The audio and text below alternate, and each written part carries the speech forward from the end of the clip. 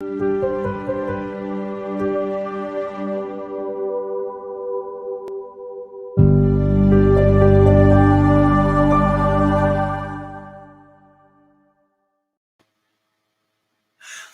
welcome. Thank you, everybody, for joining us. You can join us every single Sunday at 11 to 1, sometimes 3. We try to keep the meetings close to 1, but sometimes the discussions are really excited and a lot of good topics, a lot of interest. Like last time, could not keep the conversation limited. It just kept going. Hey, Robert, want to thank you to the Rabbi, Jason Wright, Mike, Robert Stark, Stark Truth Radio, and everybody else joining us. I also want to say thank you to Weaponized News for joining our network and allowing us to stream to your thousands of members. That increases the amount of people that we can get this show out to. Welcome to the Yes California CALEXIT Congress every Sunday at 11 a.m. broadcast live to 100,000 people, where we have a conversation about what if California has to go it alone. Not that it should, not that we want it to, but what if? And especially after the instability that we saw. Now, that's a conversation that a lot of people seem to keep coming around and backing. Before we get into today's show, we have a very big show. We're talking about certification courses in secession. There's been a lot of progress on that. We've identified potential speakers. We've actually developed the PowerPoint.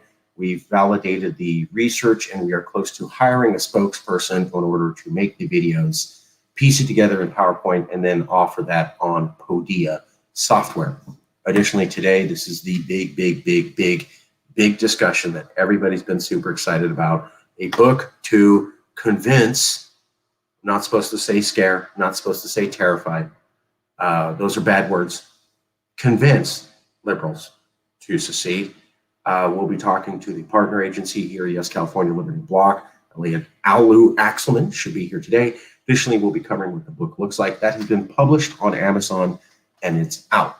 That is the second major project developed here exclusively at the YesCAL CALEXIT Congress that is already all the way out. The first one was the recall debate. Second big project, we'll get to that as more people join. Speak of Beelzebub, and he shall appear. Elliot Axelman is here. Elliot, we're going to get to the book discussion in a little bit. I was just telling everybody about how beautiful a human you are on the inside and out, and pleasure to work with you every single second of the way. And I'll get you that. You owe me $20 for making that statement about you, but you can get that to me after the show. Okay. So we're going to get the discussion. There's Elliot. We're going to get to him in a second.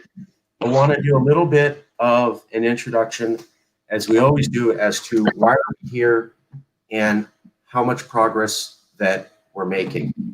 So the point of these meetings is that after January 6th and after 4 years, it's not about the guy who's orange. It's about what kind of country would elect that man in 2016 and in 2020. And and he almost won. And what kind of country would say we repudiate that by 1%, which is what America did when they selected Joe Biden? And is that stable? Is America going to come back to unity? Well, a couple things I'd like to point out here, right, as we get started.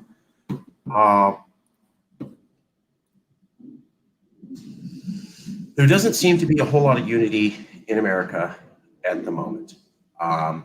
There's still some more division. Now, one of the things that we're looking on is the Derek Chauvin case. Now, obviously, people were happy that he was prosecuted, but the question remains, is there truly peace now in America with regarding Black Lives Matter and the police force? I would argue that there's not. I just want to show you a few things real quick. Let me pull up these links. We're going to go to this give me 1 second to load these in.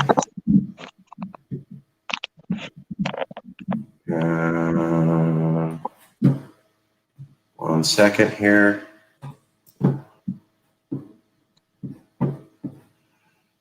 Okay, so let me do a share screen. I'll make sure this pops up. Okay, there it is. All right.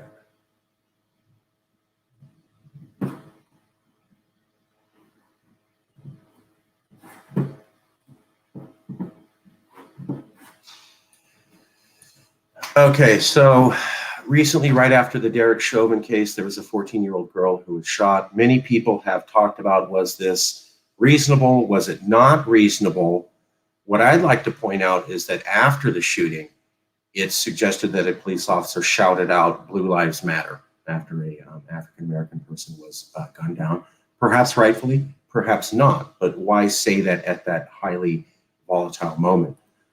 Secondly, it appears as though a officer wore a Blue Lives Matter mask to the crime scene after the shooting. I got to tell you, those are the kind of things that really seem to upset people and do not lead to unity. So that is not America coming back together and getting all better the moment that Trump is gone and Biden takes over. Just want to point that out. Secondly, we also want to point out that, yes, California has been trying to do its part to fight against this injustice. And let me show you that real quick. And 1 second, sorry.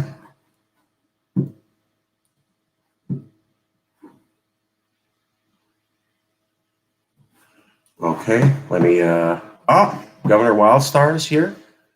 Nicholas Wildstar, how are you doing? We had him for a second. Okay. Anyways, let me show you these videos here so you can see. I was at these events both with Governor Kennett and Nicholas Wildstar. Maybe we can get him to comment here in a second.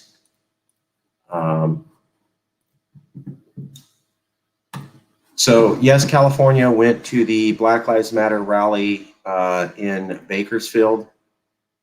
We were a little bit late. It was in Central Park. We got there late for the candlelight vigil, but we did show up, and it was the day after the Sacramento rally. Here is video of the Sacramento rally. That one was very active.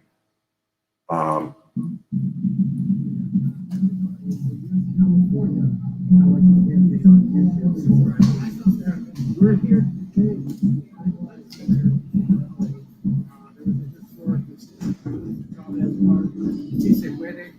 and thank you, it's Bob from YesCAL. So Yes California was at both Black Lives Matter rallies this week in Sacramento and in Bakersfield, and we were proud to be there. Governor Kenneth Wildstar, are you there, sir? Yes, can you hear me now? Yeah, yeah. Right. Hello. Hello. Nick, can you tell people about the Black Lives Matter rally in Sacramento? It was pretty well attended, and how did you feel the attitude was there that day?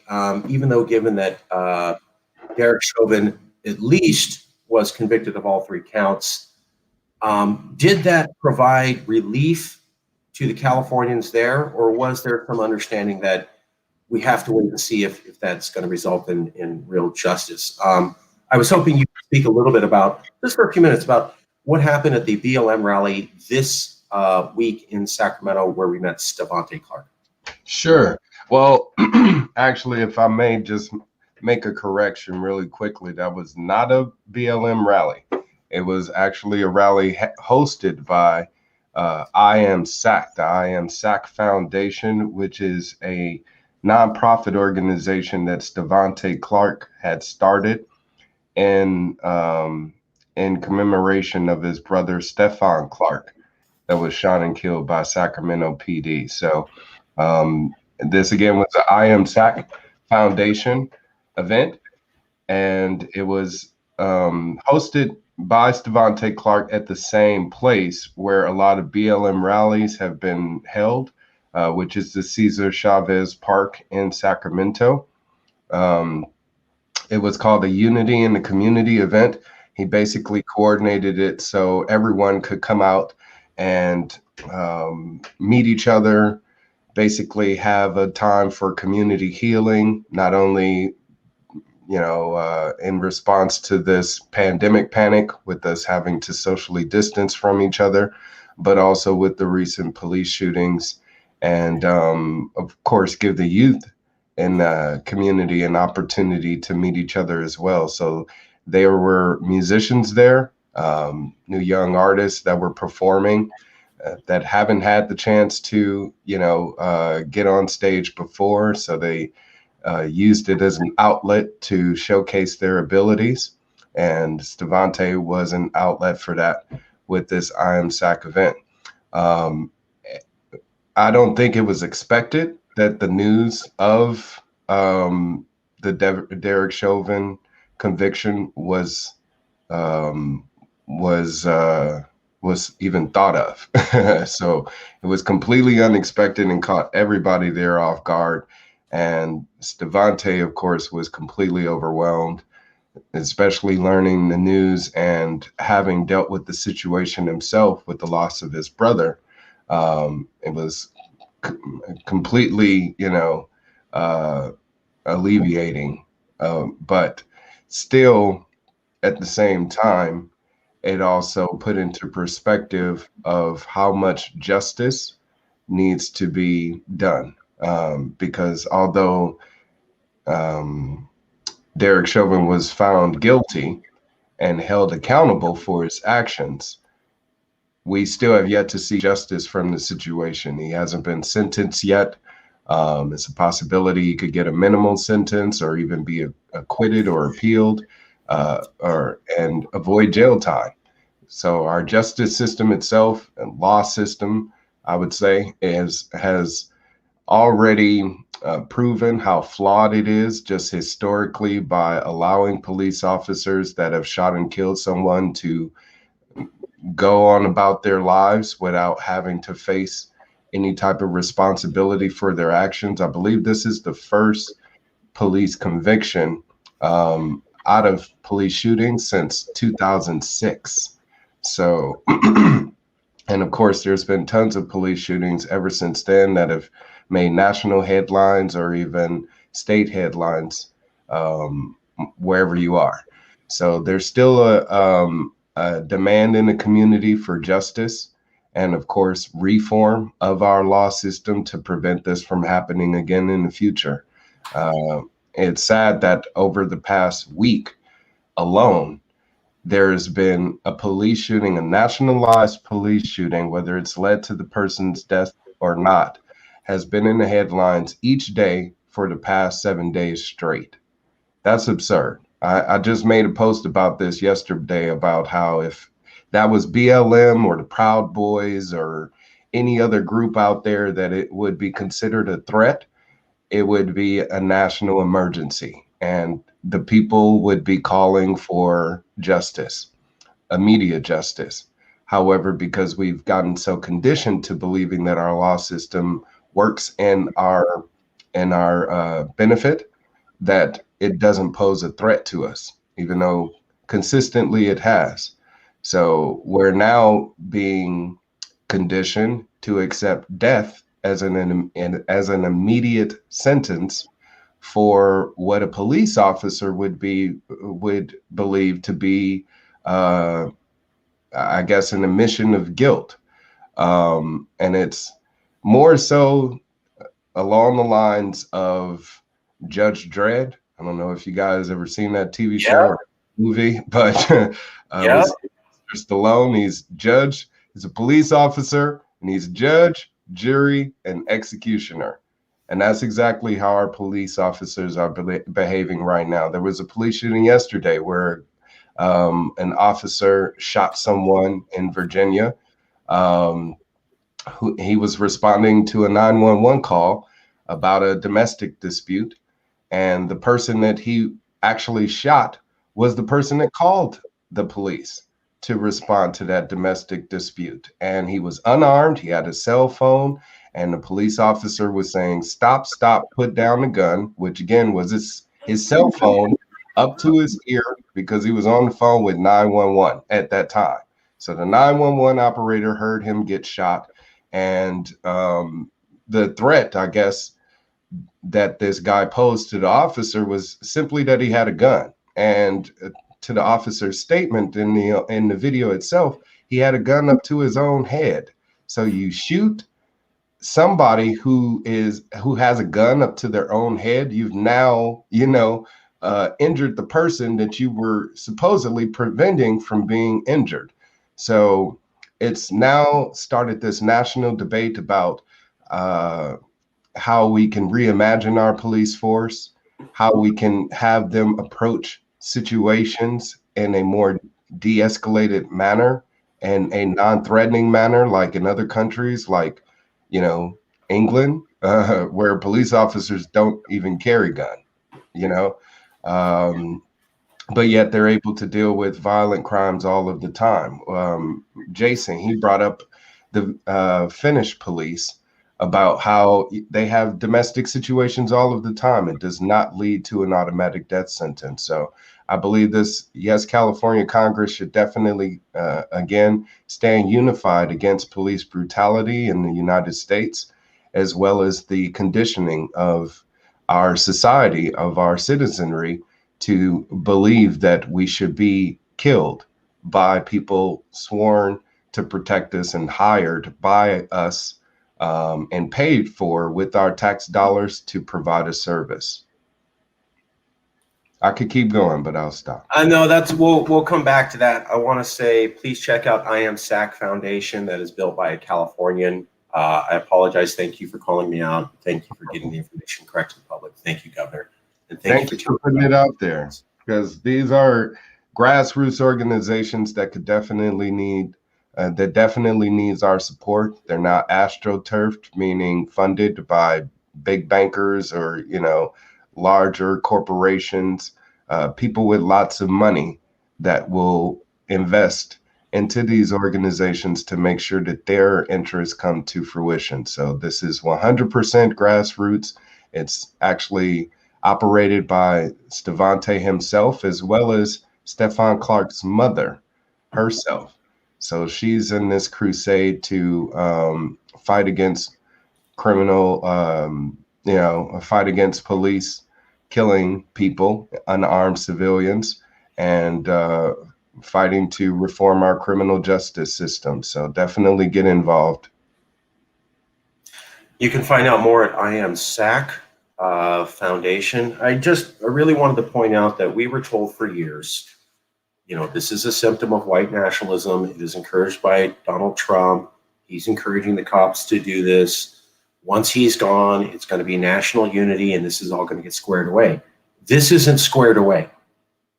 This isn't all fixed. This isn't all better. This is not everyone coming together. So I wanted to point that out. Thank you, Governor. We'll come back to this subject in a minute. But moving on, we are here to discuss how California may need to become independent because of issues in America, but we're also here to promote that it's reasonable to have this conversation about California independence. We have many members in California, some spread out across America, and we're going to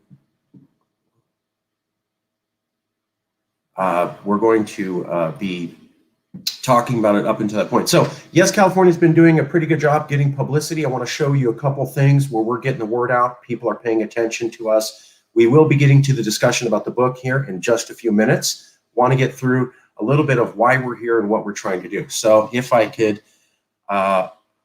share the screen, I will show you this.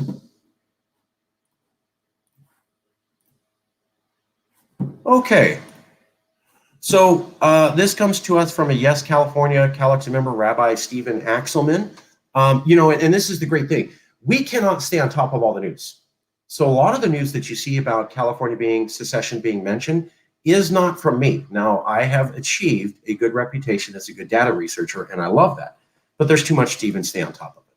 So if you don't send us tips in on things that you see, we can't report it back to the people. Half of the news that we talk about here about California independence and reasonable people talking about California independence, which is our goal, to show you that it's a reasonable discussion, comes from members like you saying, hey, I saw this.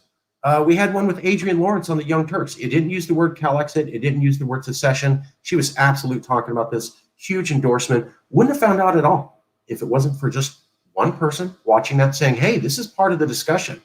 So we are saying that it's reasonable for California to have this discussion, and other people are saying that too, but they don't know we're saying that, and we don't know who they are. So if you don't send us in the tips, we're not able to provide this news. Let me show you something real quick here. If you live with someone who didn't travel with you, you're not even supposed to be in the same area as them within your house. So just watch for a second. Quarantining within separate rooms, and you're an advocate of a national divorce. Love that. I am totally glad. I'm on board. But I mean, in terms of like a workable solution, how does that happen? Because we see when it comes to anything to do with like secession or something, I can't really understand what she's saying, Marcus. Sedition. Let me turn it up. Yeah, it's kind of muffled. Okay, I'll turn it way up. All right.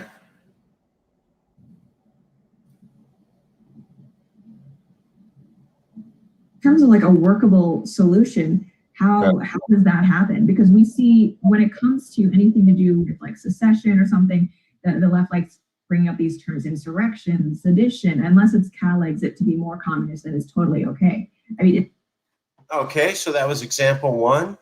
This is a show by Lauren Chen with 460,000 subscribers. It's based out of Canada. This particular show had 42,000 views. I've never met this person. We have no contact with them. And yet they're talking about CALEXIT to potentially 500,000 people. But let's take another look here. So Liberty Block, here's a CALEXIT member. He's talking with Chet Peters, the co-founder of Fake Mask.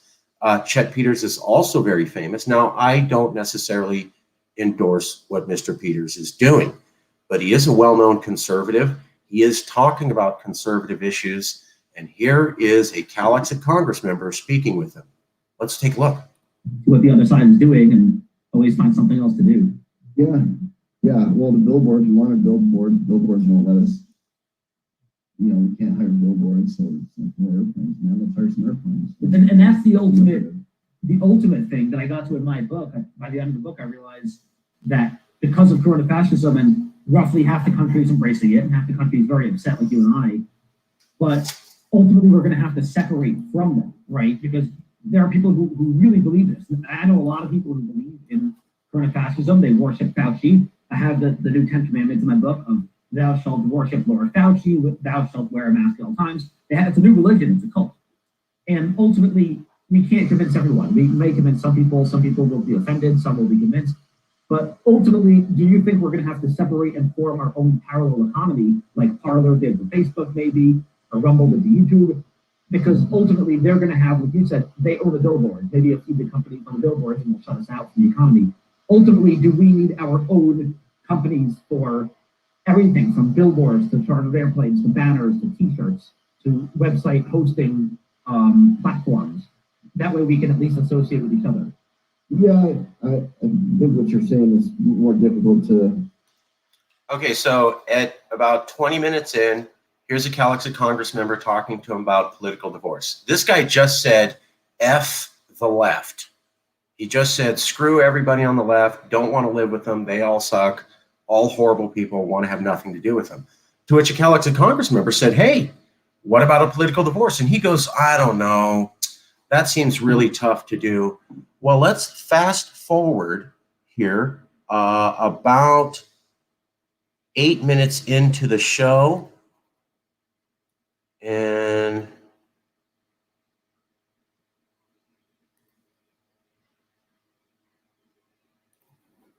okay. As long as you're passing it off to the next generation, is never going to die. And I don't think that the war is going to happen in our lifetime. I hope it doesn't happen in my grandkids' lifetime. But so now he's talking about the possibility of a civil war, and we may need to have secession.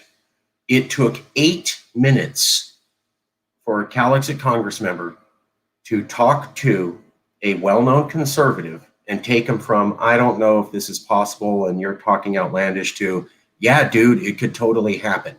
So that is an example of people talking about, yes, California CALEXIT, that we don't even have contacts to 500,000 people. Here's additional conservatives also speaking and getting the message and being converted. Finally, here's another example of another conservative legal man It is simply silly to keep talking about coming together or staying together as a country. There is no agreement in this country. We tried to get a divorce, 552 likes. Wanted to point that out.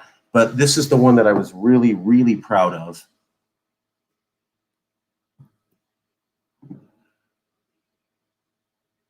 If I can get it to load. So Mike Cernovich said that we live in 2 separate countries now.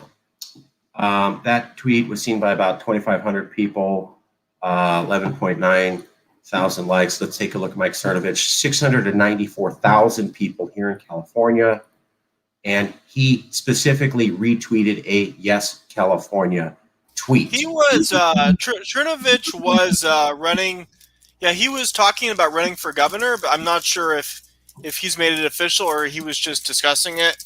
But regardless, we should invite him on the chat. I agree. Also want to point out one thing, and we're going to get to the discussion about the book here in just 1 second. Just need to cover a couple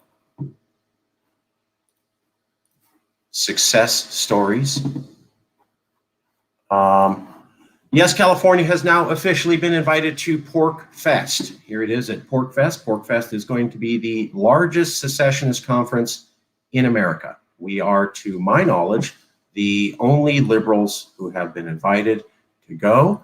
Additionally, the Texas nationalist movement has also been invited to go. So that places us up in the top secession conversations. And as you just saw, secession being mentioned by many conservatives, our tweets being retweeted, and conservatives we haven't even talked to also mentioning secession. Let me go to comments here real quick.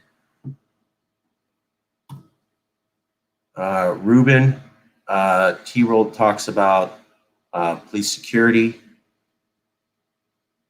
and a little bit more on police security. Want to make sure to get all those comments. Make sure to send comments in. We will make sure to post your comments. Let me check here. Okay, so getting into the rest of the introduction. Right, so I wanted to show everybody this.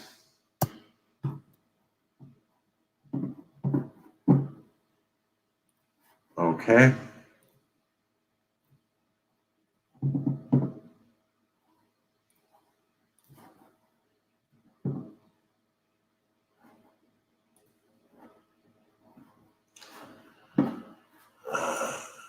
So this article came out today. If I can get the computer to load. Don't California my Texas is so stupid.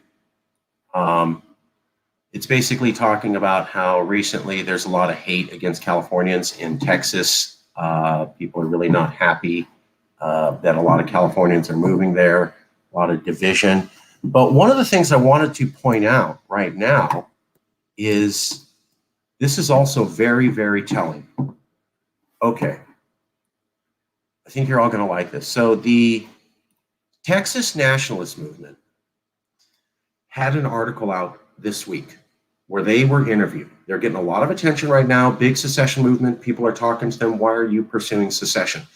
And the article interviewed them, and they said a couple things. And I'm going to show you the exact quotes, and then I'll show you the article. Here at the Texas nationalist movement, we're not conservative. Liberal, left wing, right wing. We're trying to be open to everybody. Does that sound familiar to you? In fact, the reason that they said they started the Texas nationalist movement is that it seemed that America was coming apart at the seams. Not that they wanted America to fall down, but that it seemed like it wasn't stable anymore. And they were wondering, what if Texas had to go it alone? Finally, they said, it looks like things are getting bad and America may enter into some sort of heightened tension amongst each other, or possibly battles like civil war too. And that should be avoided. And that the talk about Texas secession cools things down and provides an alternative to civil war. Well, I wanted to point out that's exactly the same thing we've been saying here. Yes, California. We are open to all Californians, period, being part of a discussion about what happens if we have to become independent. In fact, we've taken a lot of criticism for reaching out to conservatives, but we said we're Californians. You have to bring everybody in. That's exactly what the Texas nationalist movement is now billing as the movement. Secondly, we said that America seems to be coming apart, and that's why we have to have this discussion. It's reasonable. Part 2, exactly what the TNM said is their reason for seceding. And finally, Part 3, Civil War II may be coming. We need to cool the situation down, and this provides an alternative to that discussion. That's also what the Texas Nationalist Movement said. So that's 3 of our talking points that we have used here and pioneered here with the Yes California CALEXIT Congress, now being used by the other largest secessionist movement in all of America. Let me show you real quick that.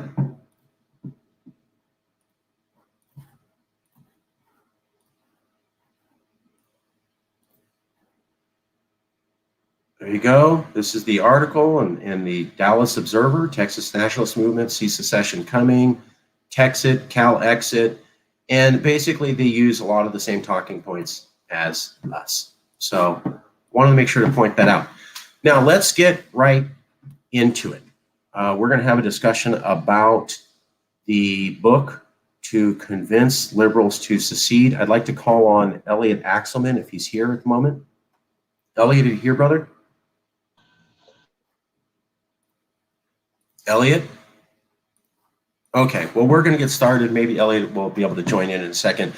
I've asked everybody to look into the book, How to Convince Liberals to Secede. Let me pull up the link to the Amazon page here. And I will show everybody that right now.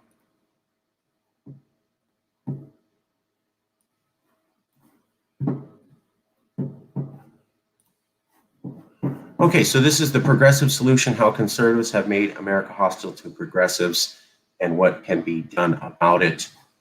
Here's the introduction. This is by Yes California and Liberty Block with this cover here. A little bit of discussion. Let me bring Elliot into the stream. There he is. Elliot's here. Elliot Axelman, could you talk about the book, The Progressive Solution, how conservatives have made America hostile to progressives and what can be done about it, written by you and me on behalf of Liberty Block and Yes California. What is this book about? What is it trying to say? Yes, sir. Can you guys hear me okay now? Yep. Yeah, thanks. So the book simply explains to progressives that the entire United States is not like progressives.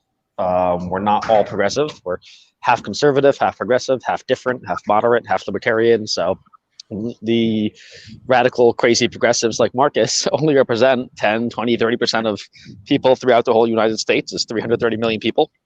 And the policies are never going to be as progressive as they want. We're never going to have full socialism, full gun control, full government welfare, and all those great programs that you like. And even under Biden, you know, Obama, Trump, Biden, almost everything stayed the same. I followed all the federal policy. They made a few tiny, differences, but under Biden, almost everything Trump did is the same. The border is at least as bad. The police departments killing people is at least as bad. The overall polarization is at least as bad. The foreign wars are at least as bad, probably worse under Biden. So it's never going to get better. And throughout the book, I explain each of those issues specifically. I explain about the government police accountability, foreign wars, domestic surveillance and spying, and the division and gun control and everything, and how if you want to have a good progressive nation without conservatives controlling you and making life miserable for you, you're going to have your own independent state like California or multiple states or a confederation of states. But ultimately, if progressives want to have their utopia, they can't do it in the United States, because what we all agree on is increasingly we're seeing that policies dictated federally. The federalism where states can each do their own thing, that's going away more every year. And that's the only consistent thing, and everyone agrees on it because that's what's happening. People like Biden and Trump and Pelosi and Schumer and McConnell from DC are making laws that affect everyone in the country, and they're using federal money. Either they're passing federal laws to make us do stuff, or if they can't do that directly, they'll indirectly control us by only giving us certain grants, like billions a year, if we do what they want. So the federal government controls essentially 100% of every policy in every state is controlled by DC. If you want to break away from that, we'll need national divorce. We'll have to cut ties with DC. And if, you know, progressives want a good progressive utopia, they're going to have to cut ties with DC, and then they can govern themselves. And if Californians govern themselves and Sacramento controlled them and not DC, Sacramento's a lot closer to Californians than DC, things will be a whole lot better for them. So that's what the book says in a nutshell. And one of the interesting things that grabbed me was that here at Yes California, while not exclusive, we have a lot of progressives. That is, we're majority progressive, although we have some Trump voters, and I'm an ex-Republican myself on fiscal issues. And you're a conservative. And this was, while perhaps picking on conservatives a little bit in a tongue-in-cheek fashion, it was written in a spirit of California values, partnership, liberals reaching out and building a bridge with conservatives to reach back out to liberals again. Is that right? This kind of show we wanted to do? I think it was written about unity through division, which I know is ironic and a conundrum, but it really is about unity through division, because once we decide that we can divorce and not live together with each other, we can actually be friends.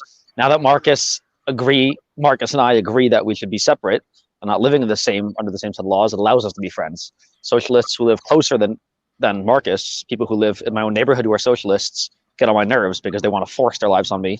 The only thing that I agree on with you guys on the left is that we do want to have separation. So it's the division and separation that actually causes more unity and friendship, which is ironic and interesting, but it's beautiful. So that's what it's about. I'd like to turn it over to comments from anybody. We've had a couple different people read the book. Tell us what you think about the progressive solution. How conservatives, let me get rid of this. How conservatives have made America hostile to progressives and what can be done about it. I've asked a couple different people to comment. Let's go to comments right now. If I may, as one of the people who had a hand in helping to edit what was being put together, I didn't necessarily help write the book, but I helped ensure that it, looks clean and prim and proper and reads well.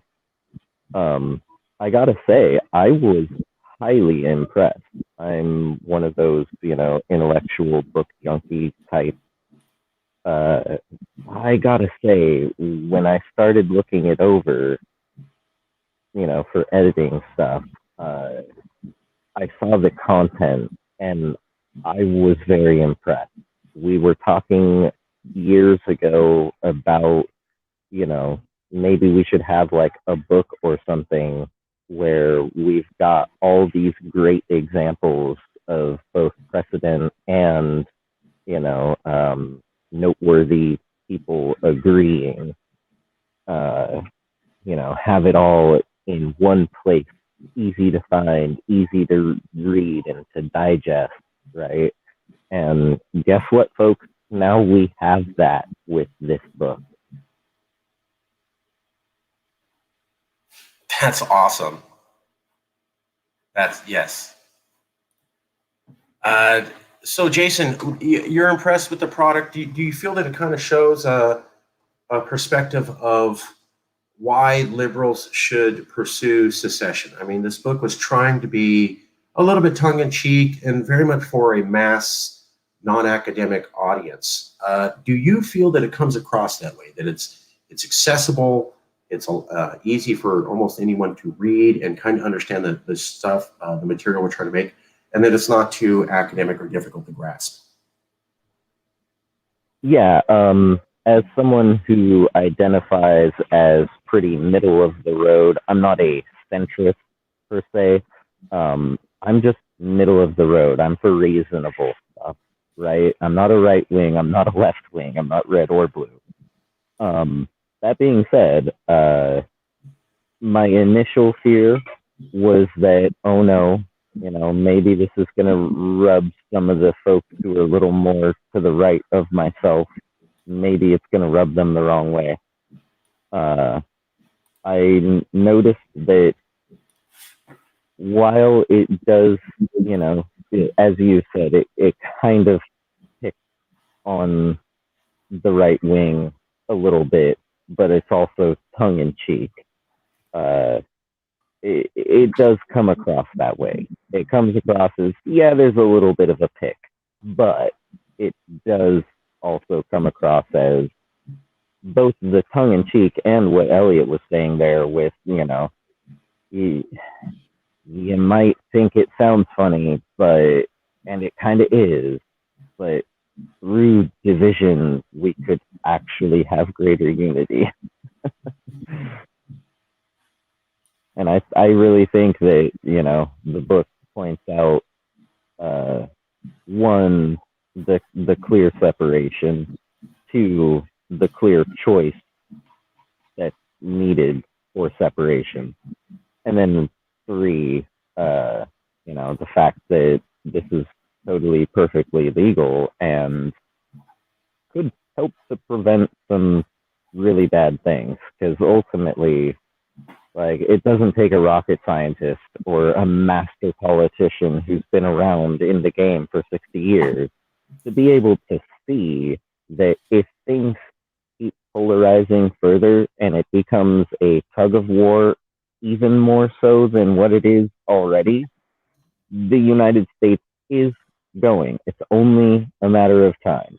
Maybe not tomorrow, maybe not next year, but it will happen. Only a matter of time for another civil war. And secession, letting us go peacefully and letting us make our own way again, that could prevent all of that. All the hostilities, all the violence, the needless bloodshed, which most of us Californians agree, we're not for that anyway. We don't want that.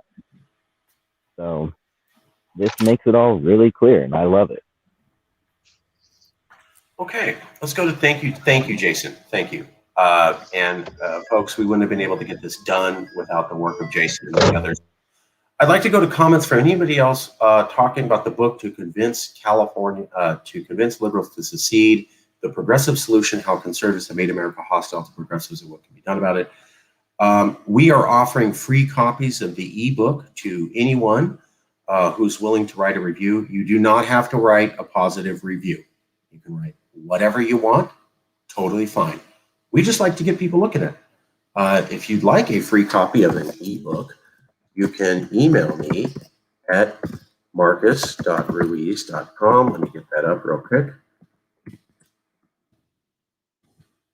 And is there anybody else thoughts about the book? Anybody else who's read it initially? Again, email me at marcus.ruiz.evans in order to get your free copy of the ebook, The Progressive Solution. It's a book on how to convince liberals to want to secede.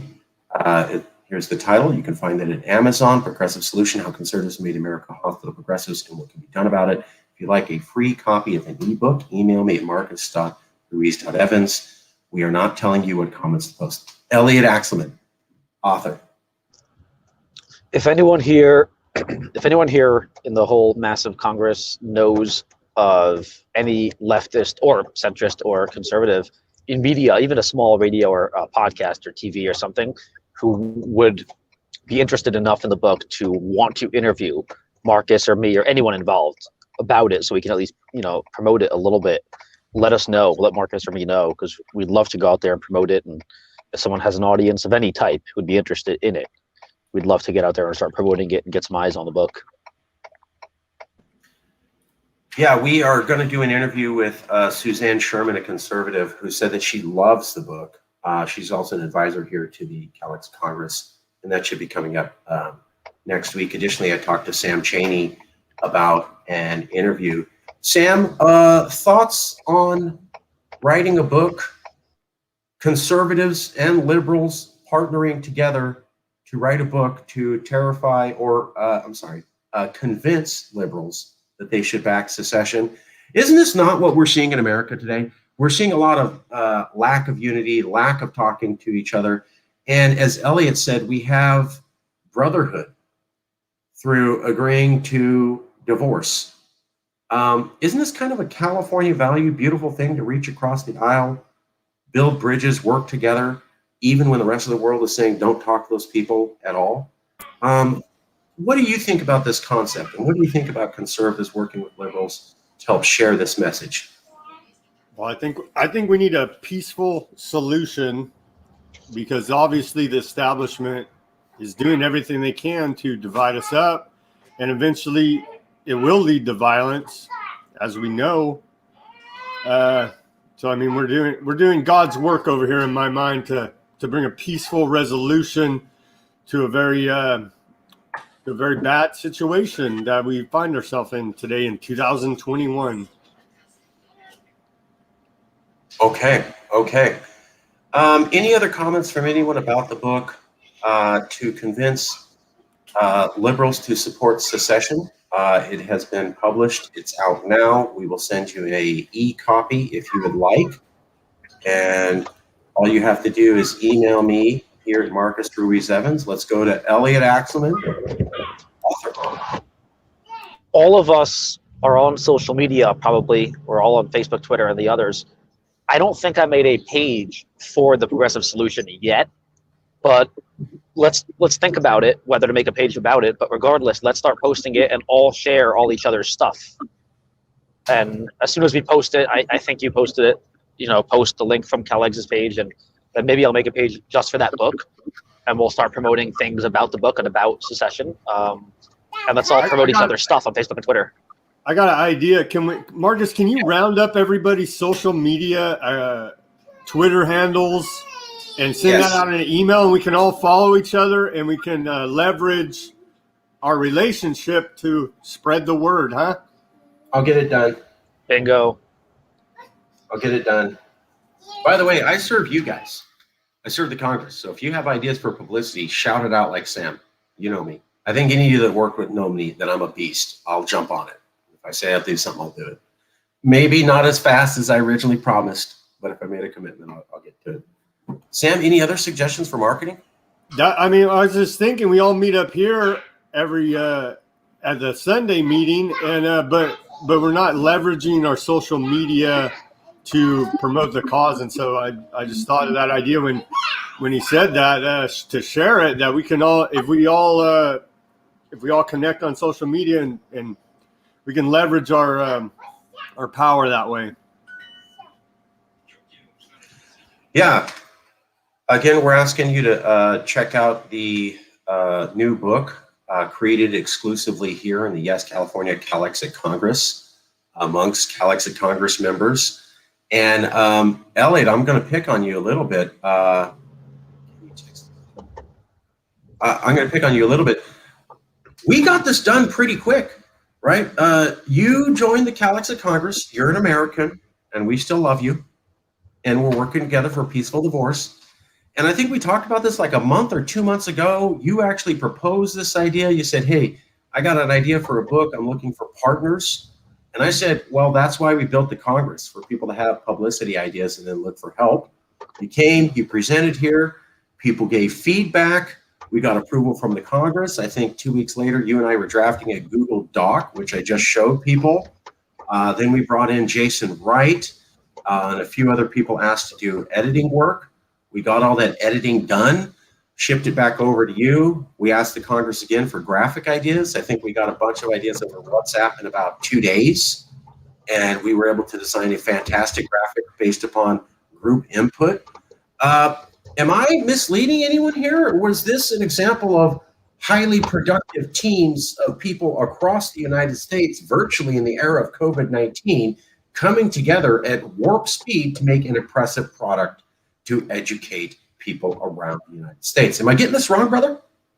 Highly productive is my middle name, and I'm fast, and you're also fast, and that's why we work well together. We're super duper fast.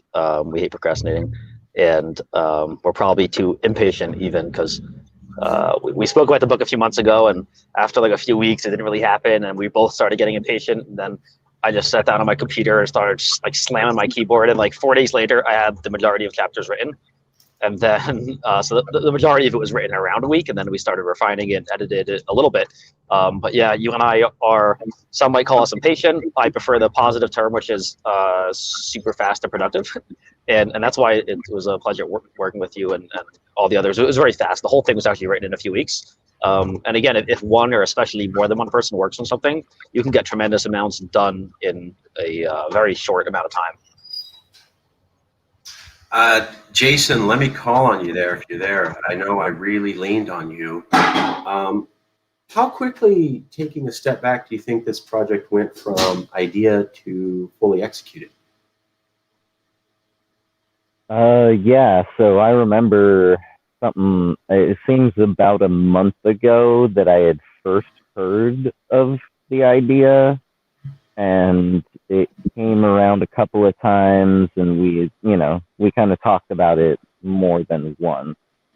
And then once it was decided that, yeah, let's get this thing going, yeah, it was, I mean, not literally overnight, but might as well have been. I mean, most books take a year or two or a few, especially for like some of those really good spy novels, right?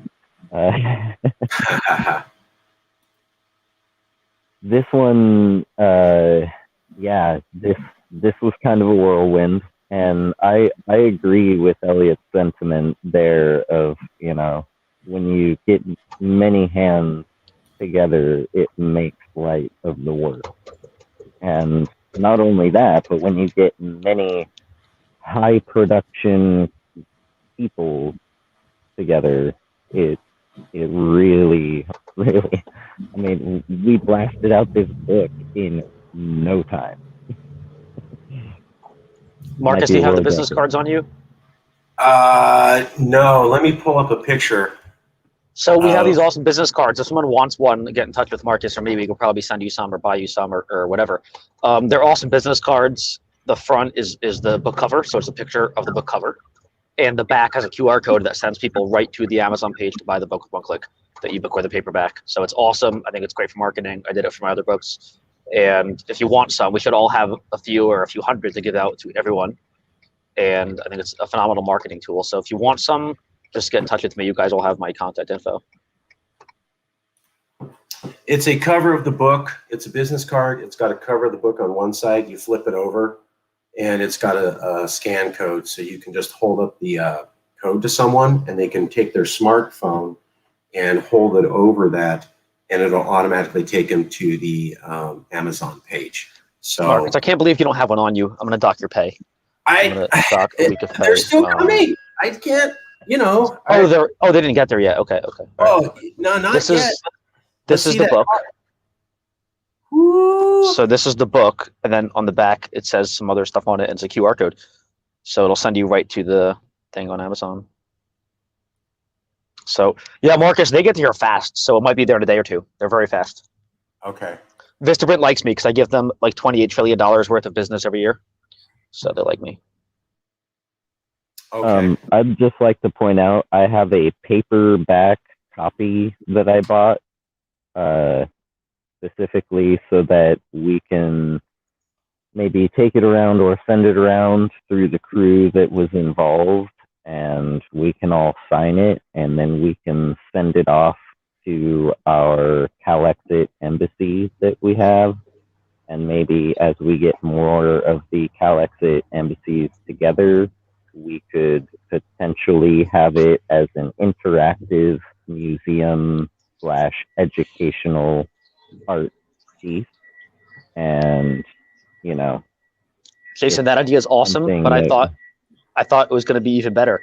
We could all sign the book and then like auction it off or do some kind of that fundraiser auction or whatever sale of like the book signed, like the original copy signed by like a whole bunch of us. And then that could be awesome, and it could sell for like $1 billion, right?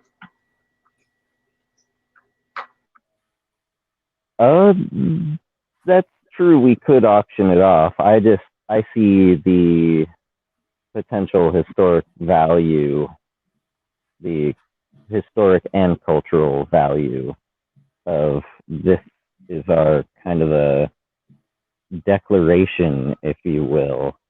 And if we had embassies around the world that, supported us and were in favor of us, right? And they were taking turns hosting this, air quotes here, sacred document, right? That's definitely a good idea. That's a good idea too. Yeah, and once we do gain independence, it could come back home and then sit, in the National California Archive or something. Right? Oh, by the way, so this book was written obviously with a target audience of progressives, right? Previously, I wrote the exact same book a few months ago, targeted towards conservatives. It's the exact same book, just mirror image of the book, targeted towards conservatives. So if you guys have conservative friends, take this, give them the card of that book, or tell them to buy the Blueprint for Liberty, and it explains to them why they should want secession. And this book is targeted towards progressives, and that way everyone has, there's a book for everyone, progressive and conservative, right and left, why they should support secession. So I have written both books, so they're both out there. I'll send you all the info later. Okay, let's go to Robert Stark. Robert Stark, are you there? Robert Stark? Okay, we'll get to him in a second. Any other comments about a book written by conservatives and liberals here at Yes California to convince liberals that they should secede? Any other comments from anyone else before we move on? We have a special update on Pork Fest with Rabbi Stephen Axelman coming up here in just a minute. Any other comments on the book? Okay, the book is called The Progressive Solution, How Conservatives Have Made America Hostile to Progressives and What Can Be Done About It. It is at Amazon. It was a book to convince progressives to support independence. If you'd like to get a free e-copy, super easy. All you got to do is email marcus.ruiz.evans. We'll get you an e-copy. All we ask is that you write a review on Amazon. We are not telling you what to write. Write whatever you want. We hope, we think you may like it, but if you hate it, feel free to write whatever you would like. We'll get you that e-copy. And also I want to say to everybody, this is an idea that came from the Congress. If you have an idea for a book or a publicity project, we want to talk to you. Elliot had this idea in his head and he came to the Congress and we built it from there. If any of you are looking at this and go, well, we should have done this, or we should have done that, or we should say this differently, great, awesome.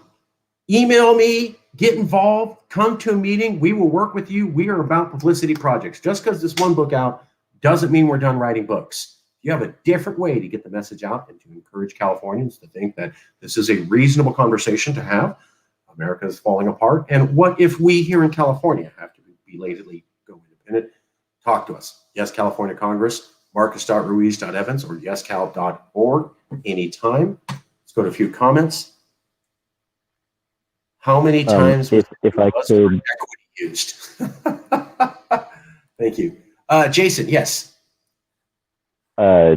Quick note, important note about receiving a free ebook is that because of Amazon stipulations, also I think it has to do with like currency exchange, to receive it, because these ebook copies were bought on US American dollars here in the United States. They have a stipulation that to receive it, you have to also be in the United States. And I believe that really just avoids any go around of, well, it costs like $5.99 in euro, which is way more than $2.99. Or, I could say, have my friend buy it and send me the link and I'll save, half the money. It would be a nice go around, but I'm pretty sure that's why Amazon does it that way. Also, whichever email you send in to Mr. Evans here, please make sure it's the email that you use for your like ebooks and Kindle and all of that, right? Otherwise, because I'm going to be the one sending it most likely. Otherwise, I'm going to send it to an email that won't be able to use it. So just keep those things in mind, please. I think most people can read ebooks for free. I mean, it's only like $3, but anyone with an Amazon or an Amazon Prime account, I believe, gets a few free ebooks a month on Kindle, if I'm correct. So it's not that big a deal. No one has an excuse. The Kindle's like $3, the paperback's like $10. I'll probably do a sale for 24 hours of $8 or $9. So almost nobody has an excuse to not buy it once they hear about the book. Okay, we're going to wrap that section up. We have to go to an important announcement about Pork Fest. I'd like to call on Rabbi Stephen Axelman here. He was was a Yes California CALEXIT Congress member. He's been negotiating in the background to bring Californians and Americans together to support secession. We have been invited, as I believe the only liberal group, to the largest secessionist conference in America. Rabbi, would you talk for a second while I pull up the graphic that you just shared with me? I'm going to show it on screen for everybody. If you could tell them what this is showing them. Yep, yeah, put that up. Okay. There we go. Okay. This is from Dennis Pratt of PorkFest, for whom those who are curious why secession for liberty is necessary and feasible description. A PorkFest first. Though not on the same place on the political spectrum, representatives of various states will take the big stage to share the advancements of and challenges to their respective secessionist movements in the furtherance of their mutually shared goal of peaceful separation from an oppressive federal government and avoidance of physical contact. Panelists shall include President of CALEXIT and the President of the Texas Nationalist Movement, and Carla Gericke Foundation for New Hampshire Independence. Rabbi, what's going on here? This is all really exciting. For those who don't know what PorkFest is, it's a libertarian festival held, I believe, now for 18 years in the remote mountains of New Hampshire. I've never been there. I believe Alu has been there. It's basically Woodstock without the bands, I believe. And this year, in the quote pavilion, which is the biggest center of where things happen, apparently things are happening all the time in what they call hubs, but the pavilion is the big place, although I think it only holds 200 people or so, maybe a few more. We're going to hopefully have this discussion with hopefully Marcus and New Hampshire Independence and TexIt. And if we pull this off, I think this is the greatest event in the history of secession movements, because you cannot look at Marcus and say he's a leftist nut, and then look at Daniel Miller and say he's a rightist nut, and then look at Carla and say she's a libertarian nut. There's no way to get away with that. So this is really, really exciting, and hopefully it's going to go off well. I assume that if everybody shows up that says they're going to show up, and we advertise this correctly, the media will be all over this. Just because to get Marcus from one organization and Daniel from the opposite together, I can't think of anything more exciting. So that's my pitch. That's awesome. Texas Nationalist Movement and Yes California have never appeared on the stage together ever.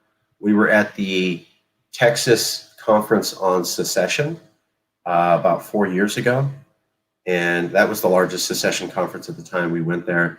I believe the TNM movement was there, but we spoke at different times. So this is a first. This is the two largest secession movements in America at this time. No question about it.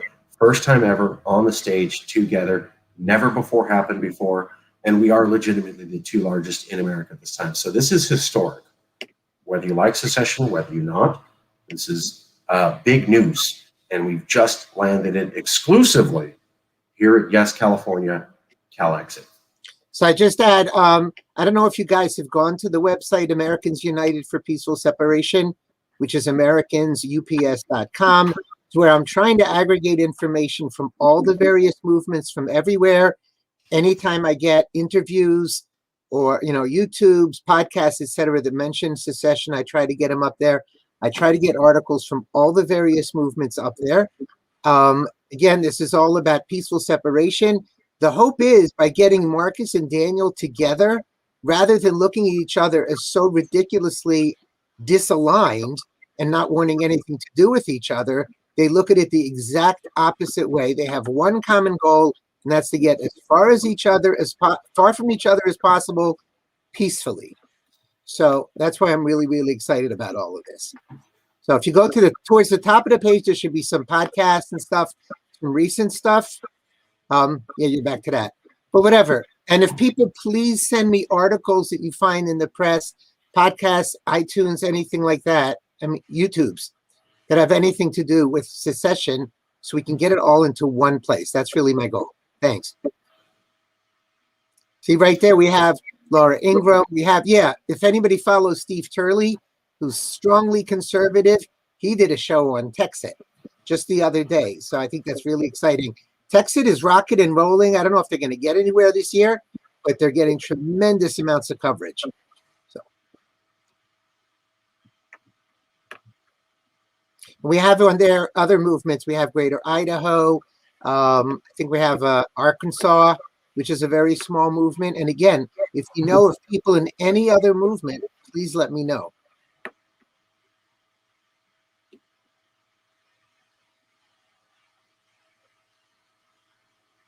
I just wanted to show people all the information that's already here available on this awesome site.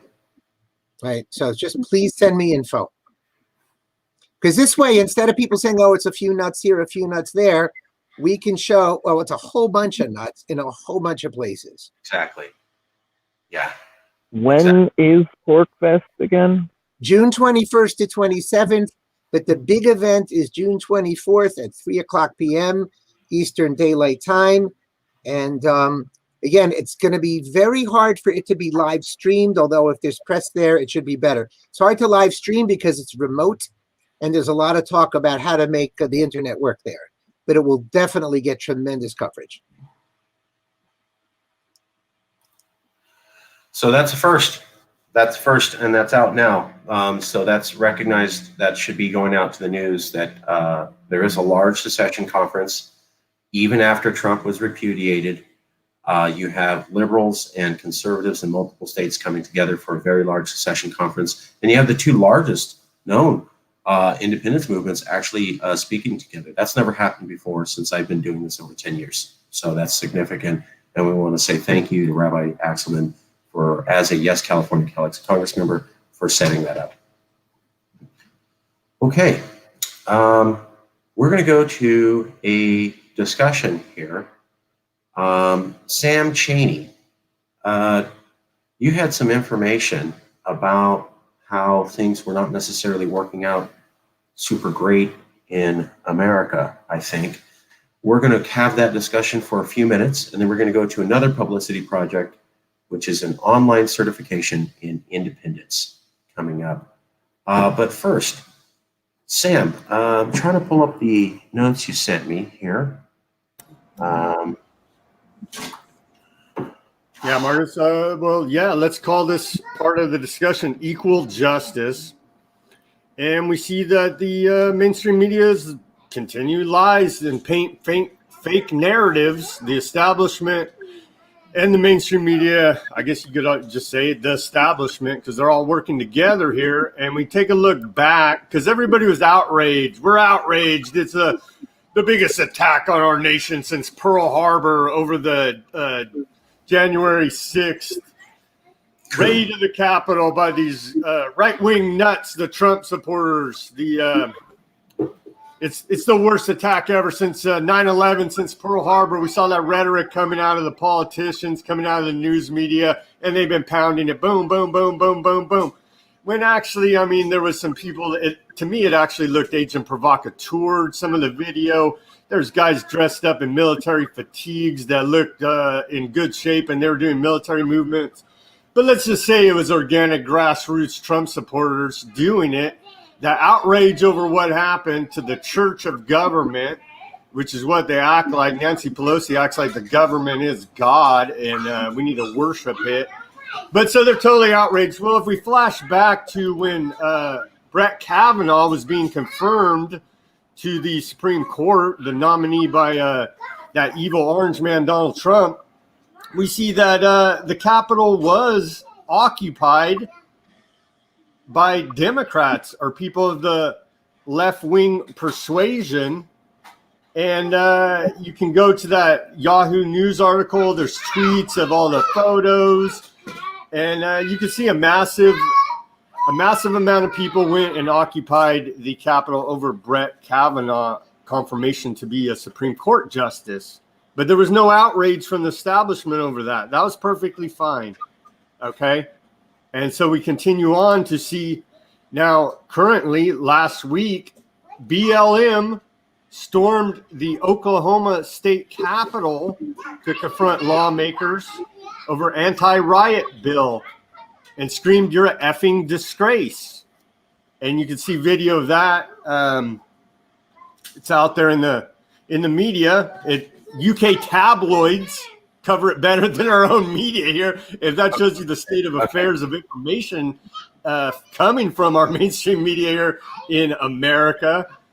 But so there's no national outrage over that, and they stormed the Capitol there and threatened the legislature, you could say. Continuing. I was asking you specifically if you would cover the fact that the police officer, who they have said for months was executed by these rioters. I believe it came out this week that that is not true. Well, I'm saying all this to build up to that, but I couldn't. I wanted to paint the picture because I'm saying equal justice here, and yeah, we're talking to California. Dichotomy of outrage from the left and the right here. You want me to continue? Please. Okay, so there was a couple hundred people arrested at the January 6th raid on the Capitol. And they're being denied justice here. They're being denied due process. Thank you. Senator Warren, Elizabeth Warren, and Dick Durbin, 2 Democrats, have come out and said that we need to end their solitary confinement. These people are being held without bail in solitary confinement. Now, they're political prisoners. And when you have Democrat senators coming out saying this is wrong, I think it's kind of wrong, and everybody's afforded due process, and they're not being afforded their constitutional rights. And so, and there's also allegations that they were being tortured. Well, solitary confinement, you could consider that torture. There's allegations that the guards were physically assaulting them. Well, that may be true too. I don't know about that. I'd like to point out for our international friends that here in the United States, yes, you have these things called rights and freedoms, and there is a legal process to things, unless you fall into a certain group that the government decides, hey, you know what, we're going to label you with this T word, and now you no longer have those rights. Here in the United States, there is an exception. That's the scary part, right? Because if you can ever make an exception to having rights and freedoms and law, it's only a matter of time before it's all gone. Okay, continuing here, we see that the cop that shot Ashley Babbitt, the Trump supporter that was trying to break into the Capitol, the cop stuck the gun through the window, shot her dead, and we see that they refused to release the name of the cop that did that shooting, and so there's a double standard there, because if it's the other narrative and a white cop shoots a black man, the whole world knows their name in about 30 seconds. And so we see this dichotomy, and we're not getting equal justice, we're getting social justice to push an agenda. And then finally, Marcus, I couldn't even find the story, but maybe you could pull it up here. I told all the pre-story to build up to make the point, and I couldn't even find the story, but we know that they lied to us about Trump supporters killing cops, right? That didn't happen. Yeah, I'm showing it here. So we had a that was it. I thought there was another one, but yeah, I mean, there's so many lies. It's hard to even keep track of all the lies. Just to frame this, when I talked to Sam, what I was talking to Sam about was that as Californians, we're talking about the federal government not working well anymore. And here's the point: the federal government said that for a fact, guaranteed. They had an entire hearing in Congress, televised, middle of the day. These people executed this cop, period. That's what they said, end of story. And now let's convict a sitting president based upon the murder of this cop. And if you look at all the newscasts at the time, it's they murdered this cop, they murdered this cop, they murdered this cop. Turns out it never happened. Turns out like a week ago, they go, oh, here's the death certificates for all the rioters except for this cop. And people were going, well, why aren't you issuing the cop's death certificate? and you're issuing everybody else. Then they wait another week, and then finally, a month later, it comes out, oh, the cop died the day after of a heart attack, and he did not receive proper medical checkup from the police office. And that is a completely different narrative than what a majority of the members of Congress said to the American people on TV, meaning they did not have the evidence, or they were incapable of getting the evidence, or they intentionally tried to mislead the public. That's a dysfunctional government. Now, I believe January 6th was a coup. I do not support those people. But what Sam's pointing out here is a double standard. Why is it okay to attempt to convict someone and say these people are all horrible monsters because they killed this cop? Turns out it wasn't even true. Turns out you didn't even have the evidence to say that. Turns out you didn't bring up that you didn't have the evidence to say that. You just went ahead and misled the American people and went for it. Marcus, it speaks to the fact that we can't trust the federal government. They're running giant hoaxes on us. They're running show trials, for crying out loud. That's something out of Soviet Union, USSR, that our federal government is putting the public through here. It's truly amazing the scale of the hoax that they've run here now. And we see the information to disprove their narrative slowly coming out on the back page of the newspaper. It's not going to be all over the headline news now. So, but for people that are paying attention, you can see that the federal government are lying hoaxers. And it's very disturbing that these are the people who are telling us that they're the authority. That's what I wanted people in California to see. You had a government that said, sitting president encouraged this. They executed this man for fact. All these legislators went on TV and said that. All of the national news said that. Turns out the whole thing's a lie. So you can draw your own conclusions, which is one of my favorite examples. So either they intentionally lied to you, which means you cannot trust them, or they're so incompetent that they can't run a functional government, in which case you cannot trust them. So as Californians, while we are majority progressive, and I get it, this is a fact of the government couldn't get it right. They either lie to you or don't know how to do their basic job. I'd say it's both. And they couldn't even convict him of treason at that time. So even when lying and setting up the evidence, you can't even convict a guy of treason. I mean, this is failure compounded on top of failure, compounded on top of failure, compounded on top of welcome to America. That's why I wanted Sam to cover this. We do have some conservatives. We are majority progressives. But as I've always said, we're not going to lie for our team. Fact is that the federal government, led largely by Democrats, totally failed to be honest to the American people at one of the most pivotal moments in the last 200 years of American history. Marcus, I got to add one more point. If they did that big hoax lie, imagine what else hoax lies they're telling you, okay? Yeah, and just to back up what Yeshua's saying, both sides, I always like to point out that, we didn't get the stimulus checks that we needed because of Nancy Pelosi. She admitted that. So we needed stimulus checks in December, didn't get them until January, February. That was because of Pelosi, and she lied to us. They're playing politics. Both sides are with real people on the ground here's lives, man. I mean, they seem disconnected from reality. Our federal government does, and there's real people hungry on the ground here right now. Yeah. If I may, Marcus. Yes, please. I heard, Sam, you said something about a show trial, and that really hit me because the moment that they announced a guilty verdict for 3 different charges of taking a life for this former cop who murdered someone, it struck me as a show trial, and here's why. And now I'm not a legal expert, I don't have a degree, but I do have a fairly good understanding of law here. And from what I remember, you can't actually be charged multiple times for one crime. If I commit murder, I can be charged for murder in the first, second, or third degree, but ultimately there would be one murder getting one murder charge, or manslaughter, act accidental death, right?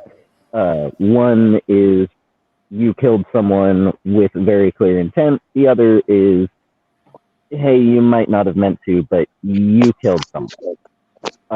You did wrong and killed someone. Now, Yeah, I think this we spoke to our guy- lawyer about that, and he said he's only going to be convicted for one of them, which will be the top one, I believe. Yeah, you can't be convicted for multiple of the same type of homicide. He'll only be convicted on the first degree murder, but they did all three just in case one of them gets dropped, I believe, and that way there's three of them there. Well, So, yeah. So what I'm seeing in reports and stuff is that he has been convicted of second and third degree murder, as well as second degree manslaughter, or something like that. Maybe it was third degree manslaughter. But he's got a manslaughter charge and 2 murder charges stuck to him for one. Now, should he pay the price? Yes. Should he be convicted of one charge for this thing? Yes. But let's not screw the people who want justice by doing it wrong. And something tells me either these top-notch pro-level legal teams assigned to the case, they are either that inept, or, which, I wouldn't believe it, because, they made it that far, that high in the game. Come on, they're not inept. Which says that was on purpose. Means it was very much a show. They're not putting people on trial for January 6th yet, right? They jumped all over Derek Chauvin because there's such a national stink about it. And, it really, this dude, as much as I don't like it, under the law, this dude's got a lot of weight to a claim of mistrial by, bias. So, Well, one point about that case was that the city awarded his family $27 million before it. I mean, so that right there said that he's guilty. I mean, the city basically said he's guilty. Here, we're paying the family out for it before he even had a trial. So I don't know how he could have gotten a fair trial. things like that are totally against standard operating procedures and protocols and the way that our legal system works and is designed. Like, it all just says to me, this had to have been done intentionally, because these people are not dumb. And that means it being intentionally done this way, it is very much just a show. It's going to take him a year or two to appeal and yada, yada, yada. And hopefully by then, the masses will have calmed down and forgotten about it. I doubt it. One other point real quick about there's something called the Smith-Mundt Act, right? And that was repealed under the Obama administration in the NDAA, National Defense Authorization Act. And that act said that it was illegal for the government to propagandize the American people here on American soil. That protection's been removed, Smith-Mundt Act. So you could expect almost everything you see now in the mainstream media is propaganda. Okay. Okay. Any other comments on this topic, the Chauvin trial, and the inequities in the narrative for that? I say the only way for justice is to call for equal justice under the law and treat everyone the same, and not have certain groups get special privileges.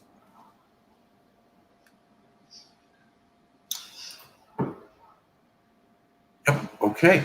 Well, thank you, Sam. Appreciate it. We're going to go to our next section, which is the certification in courses in secession. This is a publicity project.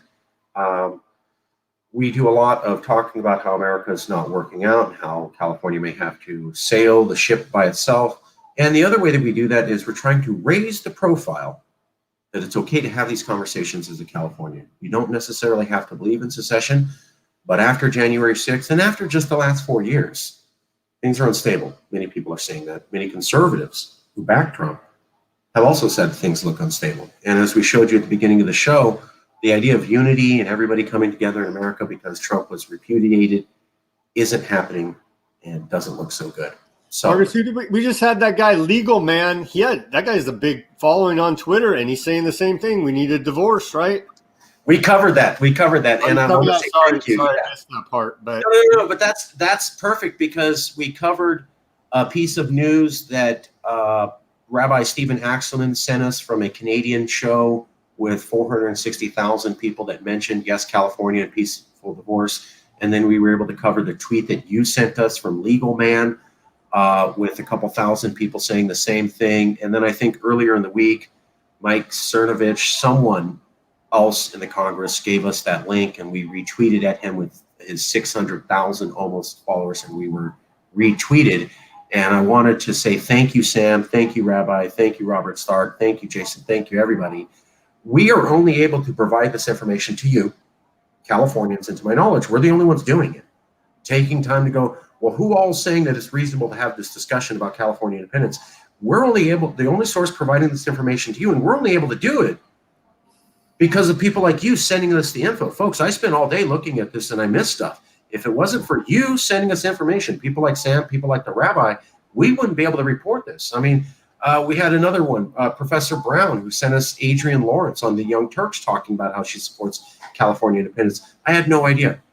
So I'm looking for search terms on CALEXIT, California secession, etc., and Yes, California. And sometimes people are talking about, well, we're talking about how we need to secede and things aren't working out and California should go it alone. And they aren't using any of those key words. There's more people having this discussion that we at Yes, California have said now's the time to have than we're even aware of. And I struggle to keep you all informed. And the only way I'm even remotely able to do it is because of people like you. Marcus, I want to say I find it very interesting that these people are not connected now, okay? There's no conspiracy between these people. It's just random people out there who are in the media, whatever. They have their own shows. They have a decent following on social media, and they're all coming to the same conclusion, okay? They're not talking to each other. So it's like we're reaching a point of critical mass here now. And I think that's very interesting, and we need to acknowledge that, Marcus. I agree. I think we're hitting a point of critical mass. I want to say thank you to Elliot for not wearing the official Trump hat. That is a make taxation theft red hat. So please don't excoriate me, Californians. Yes, we have a couple Trump voters. We love them. They support California values. Sam, you're right. You're right.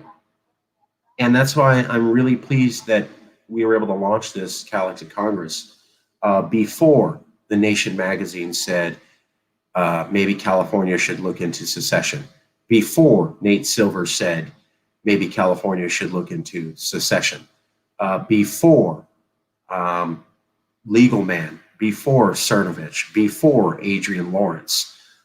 We said right after Joe Biden got elected, we need to have a conversation about secession as a possibility. And all that's happened is more and more people keep saying the same thing. People who have nothing to do with us at all. In fact, we covered UC Berkeley professor John Powell, who did a discussion about January 6th, and he said America looks like it's permanently breaking apart. We also covered Cole Sternberg and the California Museum Free State Project, where in one of his tweets, he talked about how America looks like it's falling apart. So there's people talking about how America looks like it's falling apart. We're getting worse. We're getting more divisive. Things are getting really bad, and we possibly need to pursue a divorce. And they're not using the term YesCAL, CALEXIT, et cetera, but they're having the exact same conference for the exact same reasons. And the only reason we're able to stay on top of it is that we have a wide diverse of CALEXIT Congress members, which we were told not to do. We were told, don't do that. Don't have, everybody needs to be ideologically aligned. And we go, well, that's not a California value. California supports diversity. Californians can't even agree with themselves. And Californians are about building bridges to other cultures. Americans are the ones who cut off others. We build bridges. Man, were we slammed for that. But look at how it's paying off. We were able to talk about Adrian Lawrence. We were able to talk about Cernovich. We were able to talk about Legal Man. We were able to talk about PorkFest. We were able to talk about all of these things because we keep a channel up. We said we were dedicated to working with conservatives for peaceful divorce. We said this conversation is happening. We said it's going to go down. And every single week, more and more people keeps popping up and sharing that information. And I got to tell you, like the channel, subscribe to our channel, because this is the only show in town. We are the only group trying to provide routine information each week within a few days' time on the topic about secession and its increasing relevance in the United States, the former United States, or disunited states. We're the only group doing it. You don't have to be a liberal. You don't have to be a Californian. You do have to believe that peaceful divorce is the better option. And you do have to have two eyeballs and recognize things are falling apart. And I want to say thank you to Sam and everybody, and Rabbi and everybody, because if you weren't keep sending us that information, we wouldn't be able to broadcast it. So many people are having this discussion about secession and they're not using that word, but they're saying the same thing. We just talked about Texas nationalist movement. They were interviewed in the newspaper this week and they go, why are you pursuing secession? Well, because we think America is falling apart and we think that we would rather that people pursue peaceful divorce rather than killing each other. That's literally what we said. Literally. We also have the ambassador from Texas who's been going to all of our meetings. So is the Texas nationalist movement pursuing our same talking points, or are they coming to the same conclusions independently of us? Like you said, it's in the air. The conversation's here.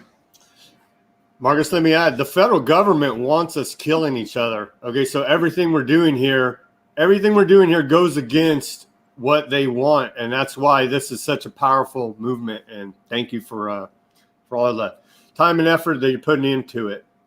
Thanks for being the first interview to give me a break 10 years ago. Folks, nobody was talking to me. Reason, Sam and I go way, way back, and Sam and I have different opinions on stuff, but this is my brother. It's my road dog. We've shared blood, sweat, and tears. We've been at this for 10 years. Sam is who he says he is. Before anybody ever bothered to even interview this, Sam was one of the first people. Want to go to Yeshuan? Yeshuan, you're right. Chris Hedges also said after Biden was elected, America's falling apart and we may need to pursue divorce. So this, you have conservatives saying that, like we showed today. And we're working with conservatives. But like Sam just pointed out, or we got into the Nate Silver, Chris Hedges, The Nation are all hardcore lefties. And they're saying the same thing. And they said it after Biden was elected. So you have reputable lefties saying the same thing as reputable conservatives. And it's all about, it is not working. We're not coming together. Time to pursue divorce peacefully rather than let things go bad. And I got to say, what does that mean? We said it's time to have this conversation.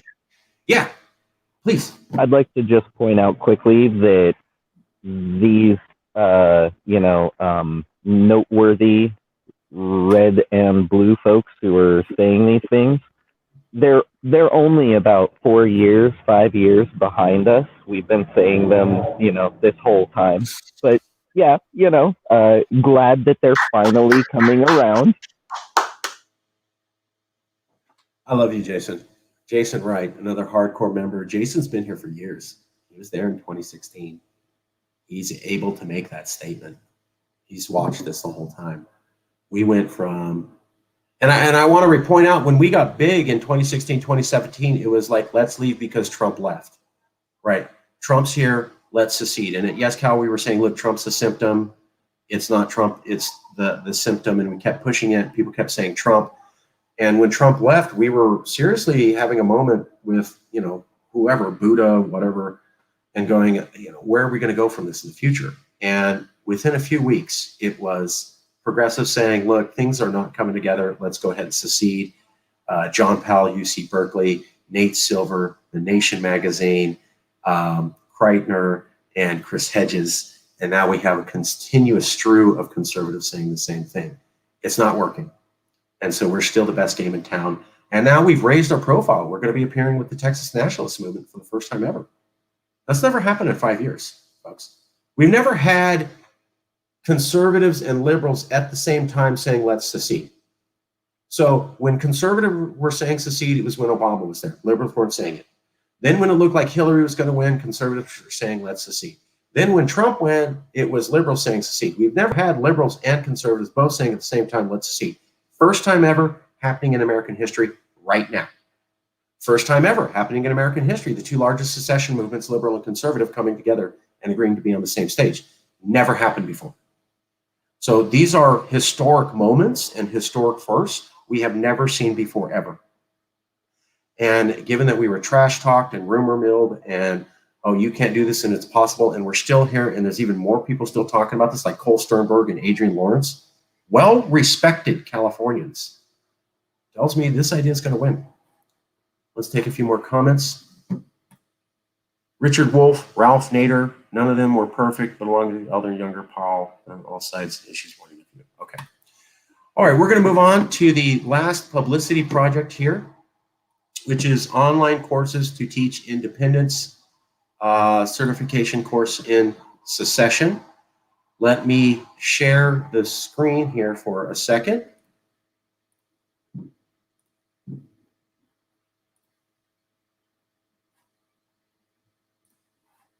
Okay. All right, so this is the first course. Now, we've put together everything in this Google document. I'll show you that in a second, and I'll paste it out for everybody. YesCAL, CALEXIT Congress, Online Certification in Independence. We've already developed 4 courses. The 4 courses are Secession in the Constitution, Self-Determination in the Modern World. I'm sorry, that's the topic for this first one. I'll show you all 4 of the courses, but anyways, here's the first course. We at Yes California are going to cover these 4 different topics. I'm sorry, that was right. We're covering a course on secession of the Constitution, a course on self-determination in the modern world, a course on conquering California, the path to statehood, and a course on California on the world stage. After each course, you will receive a certificate. After you complete all 4 courses, you will receive an honorary degree. We've already written out, this is the slide. Here's the speaking. We're going to hire a professional spokesperson to record a lot of the material, and then we're going to insert that into the PowerPoint. So you're looking at a draft PowerPoint that in the future is going to keep this slide here, showing the look. People will read this, see this, and then this section is going to be read by a spokesperson, and we will insert the audio and video into the PowerPoint. Let's go to the next slide here. We at Yes California ask people to have this conversation. We think that, do you believe that after the attempted coup on the federal government January 6th, it's unreasonable to have this? A little bit of an introduction, getting right into the course. This is how each course will begin to look like. So you go, let's begin with the first section, secession of the Constitution. In this area, we will cover the Civil War, Texas versus white, disputes about the law in America, absent laws in the Constitution. What does that mean? About the legality and California state ballot initiatives law. So real quick text to read, nice, pretty graphic, and then the subjects are going to be more spelled out. So what did the Civil War, what did it say about the legality of the secession? So they're going to read the Civil War here, but then they'll read the Civil War, what did it say about the legality of secession? So you're reading, but you're hearing more detail. Let's go to the next slide. As you can see, we already have the pictures together, the sections written out, and then what they're going to be speaking about. Texas versus white, a little bit more of the scripting. If something is not listed in the Constitution, does that mean it's illegal? California has already filed multiple initiatives saying it's okay to have secession as a question. Again, there's the scripting, quick picture, quick little sentence for you to read, and then a voiceover or a video of a person who will be speaking. At the end, you will get a certification. This is a draft. You have completed the course, print out your certificate. The certificate should look something like this. Certificate of completion, CALEXIT Institute certifies, I put my name in there, has completed secession of the Constitution by the CALEXIT training. Now, this is just my idea. I would sign it, and a member of the professional development committee would sign it. I thought that that looked really professional. That's just my idea. After each course, you'll be asked a few questions. Did the Civil War solve the legality of secession? Yes, no. What Supreme Court case was the only one to deal with the constitutionality? Texas versus white, California versus Texas, etc. Now, we're going to load this. Yes. There's a few of us that aren't seeing the screen share. Yeah, we just see the tunnel. Oh, okay, good to know. Let me see if I can fix that. Whoops. Okay.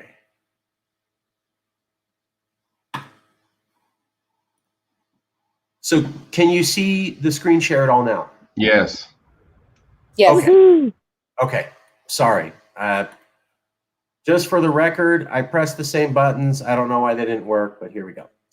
YesCAL, CALEXIT Congress, Online Certification Independence. I will post this Google Doc link up here in a second. This Google Doc contains the entire course. So everything's already written out. All the materials already put together. All the sources are already put together. All the packages, the pictures are put together. The format's put together. And we've already broken it up into what the viewer will see and what we will have a professional spokesperson read, and they will see someone speaking. Here's the first slide to the entire course. Secession in the Constitution, Self-Determination in the Modern World, Conquering California, the Path to Statehood, and California on the World Stage. So as we were showing, here's a quick little graphic, nice little setup, few little bit of topic words, and then this will all be read. So there's going to be a person, they'll just hear a voice or they'll hear a physical person speaking. We're not sure if we're going to insert the audio or have a video or both. So the idea is pretty picture, little bit of text, and then you hear someone speaking the rest of this. This is the second slide. Why are we here? What's the point of the Congress? And then someone speaking. Here's the third slide. We're going to get into the actual course. Each slide starts with, let's begin with the first section, Secession in the Constitution, and then it covers what you're going to talk about.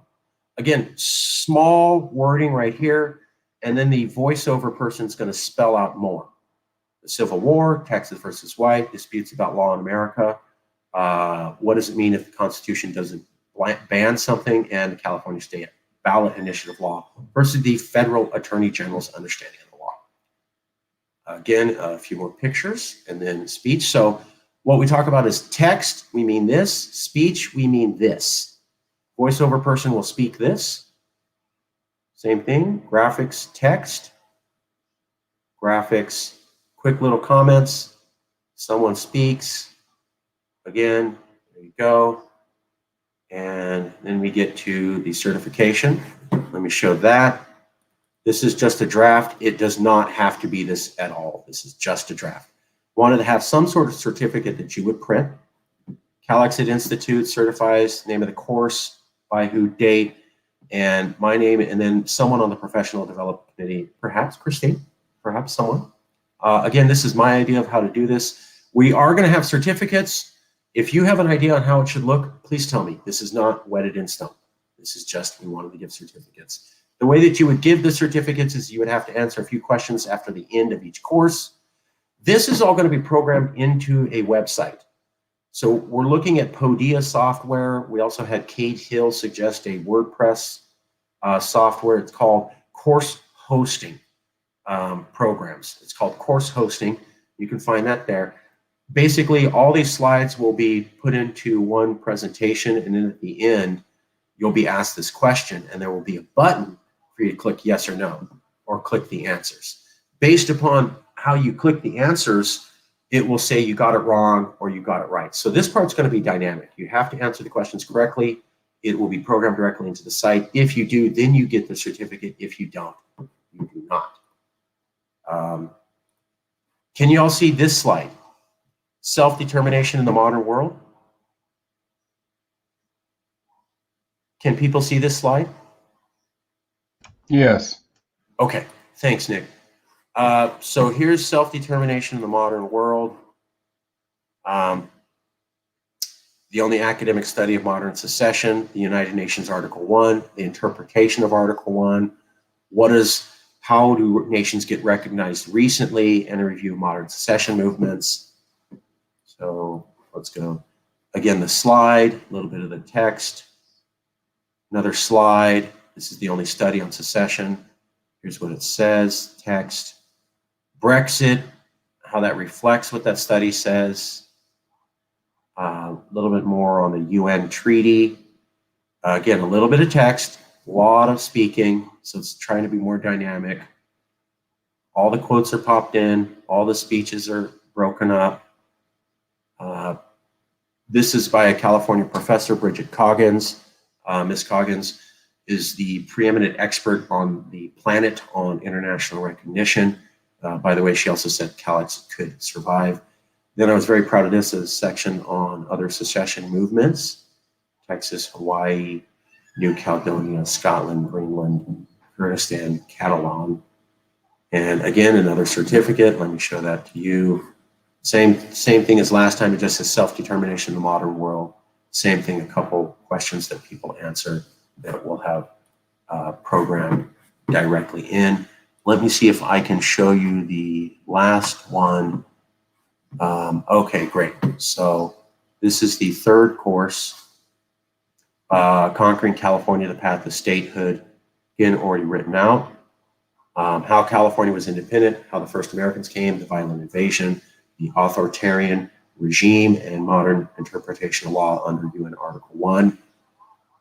Again, as you can see, already broken up. Picture, already packaged, quick text, and then the script for the spokesperson.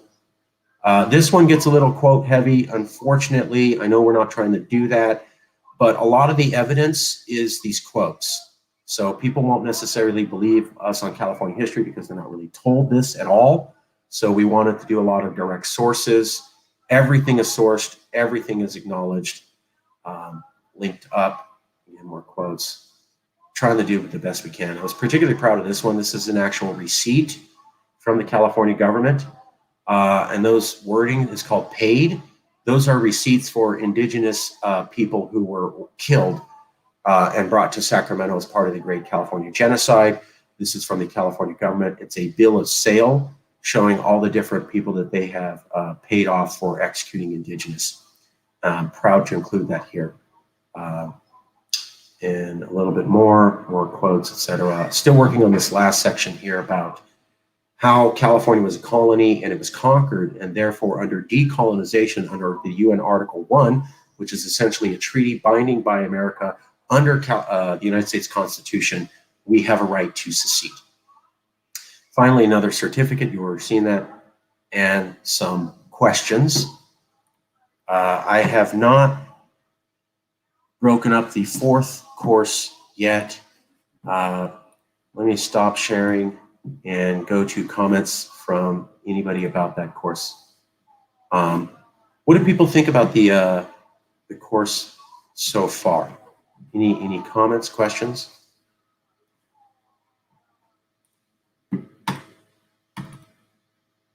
I think as far as graphics go, we might need to add some more just to keep visual interest. This is just coming from a graphic design standpoint. Oh, yeah. Oh, yeah. Also, the flyer is in your email now. Oh, hey, really? Yep. Okay. Okay, let me show people this real quick and then we'll go to the flyer. I just posted this in the private chat, so if you are in private chat, you can look at this right now. I'm also posting this to everyone in the world.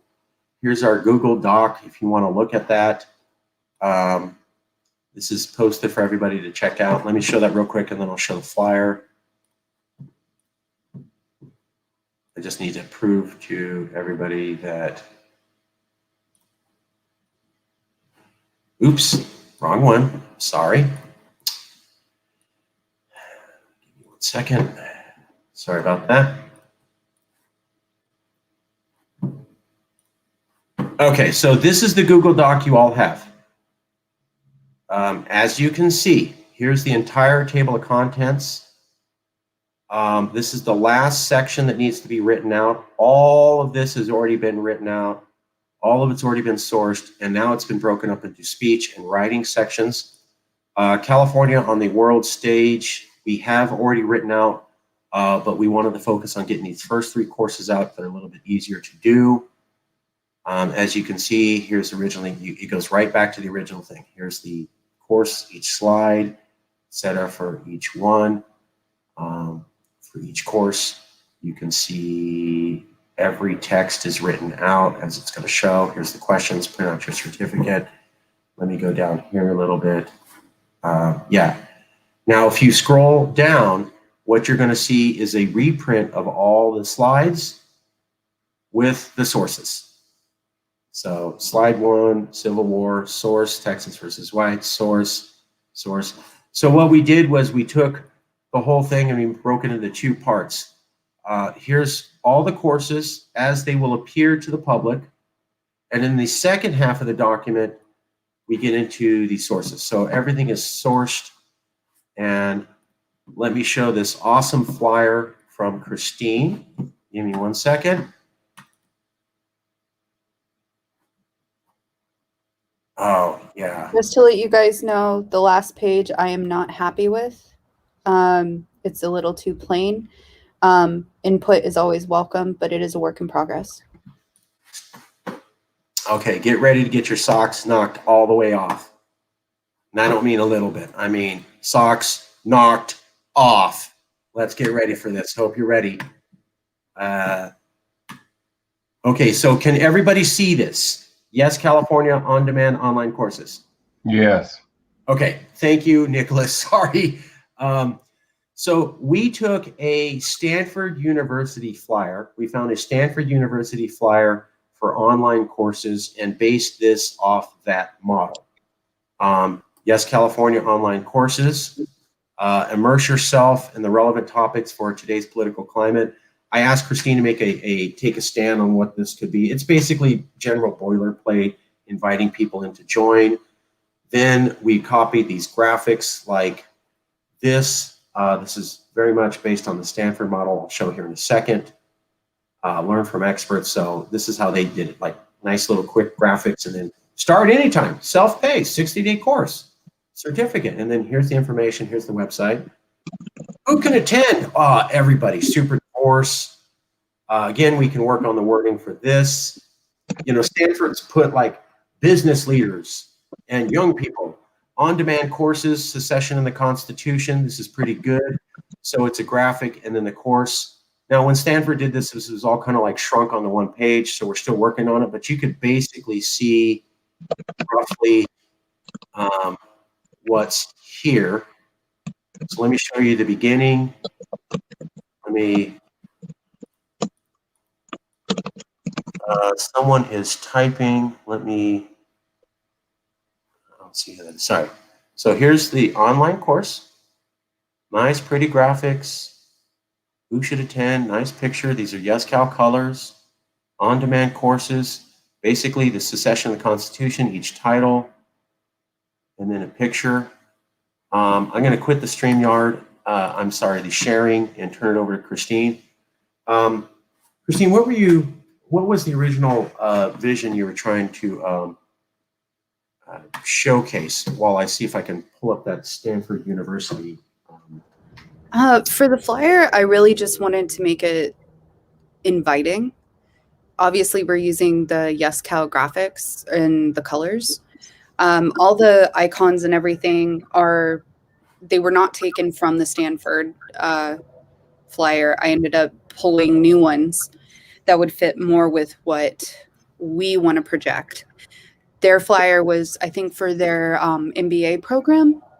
And so obviously we're not doing an MBA program. We're doing more of a history and info on secession.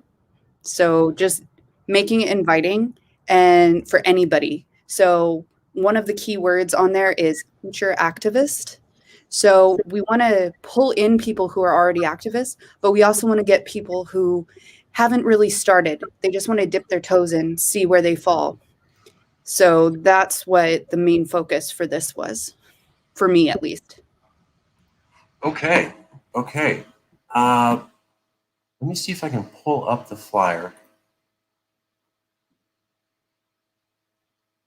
Okay, give me 1 second, folks. I'm very close to figuring this out. And one thing we can do with the flyer is once we get it going online, we can make it interactive. So we can make hot buttons within the flyer. So if we click the California and the world stage, it will take you to that course so that people have an easy way to get to the direct course they want. They don't have to be searching and, you know, where is this? It's very easy to find. That's the plan. That's the plan. I'm posting in private chat. There's a big long link. It'll take you to the Stanford flyer. Let me show you that right now so you can see the inspiration for this.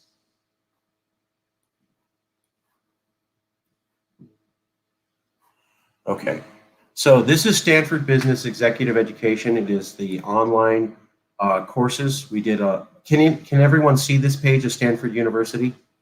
Yes. Okay, thank you. So Yep. I did a lot of searching for online courses and how they advertised it. This was the best, most professional looking one I could find. It's by California University. Looks really good. Here's the courses so you can see like a little bit of pretty graphic and then a simple description, title of the course, and then a simple description. You can download the brochure. Here's what I'm talking about, the simple graphics with pictures. So we downloaded the brochure, which is this one. Can everybody see that? On-demand online courses? I'm going to assume. Okay, Yeah. thank you. Yeah.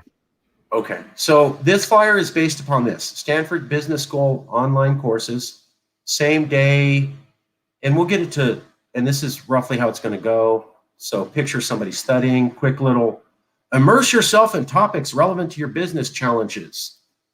Designed to offer flexible learning. So it's basically an advertisement. This is the phrasing here, this section. So we went with a more diversity because it's California, but this is the phrasing of the course and how awesome it is based upon this section here. Then it goes to quick little graphics, start anytime, self-paced, 60 days with their website here. You can see Christine perfectly mirrored that. I love this page right here. This is perfect. I know people are going to have some comments on the way to say this. Totally open to edits. I already asked Christine. She can insert text whenever you want it. But that's all that's going to change. So if you have ideas on how to do this text, great. The rest of it, I don't want to change because the idea is to look like Stanford. Who could attend? Here's a little picture, future activists. This too is open to interpretation if people have what that should be listed out. Let me show you real quick. Who should attend? Happy people, seeking flexible, wishing to engage in a program at your own pace. So it's very much, hey, super fun, easy going. Oh, just to point out, this is for you. Now, here's the part. We're gonna like this. We're gonna get it to look like this. It's on-demand courses. As you can see, here's a little graphic, title, and then a few points, and those are the courses and learning modules, etc. I didn't ask Christine to do that. I just wanted this part here. So as you can see, we on-demand courses, graphic, title, section. I may ask Christine to shrink this whole section so it fits on one neat page, like, well, sort of this, but not a hard suggestion. So as everybody can see, that is the model that we based upon the Stanford University presentation. And I think Christine did an outstanding job. Obviously, we need to work on the texts for that, but that's open to everybody. So let me turn it over to comments. What do people think? Great design. It was very well laid out. Thank you.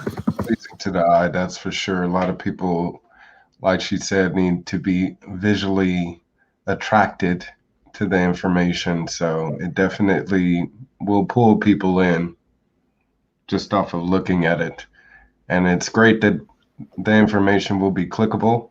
That way, if there's anything that they want to research further or may not fully understand, they can just hit that hyperlink and they can dive in a bit further into it. Yeah. Okay. Any other comments on this from anybody? Please. Okay. Yeah, I like it. I like the course material, the topics.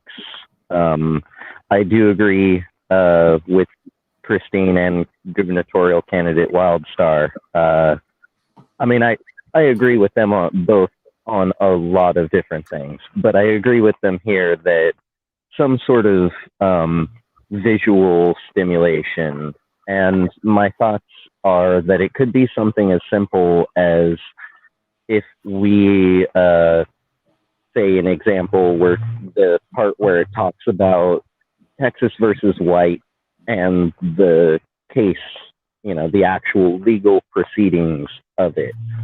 We could insert an image that is most likely public domain,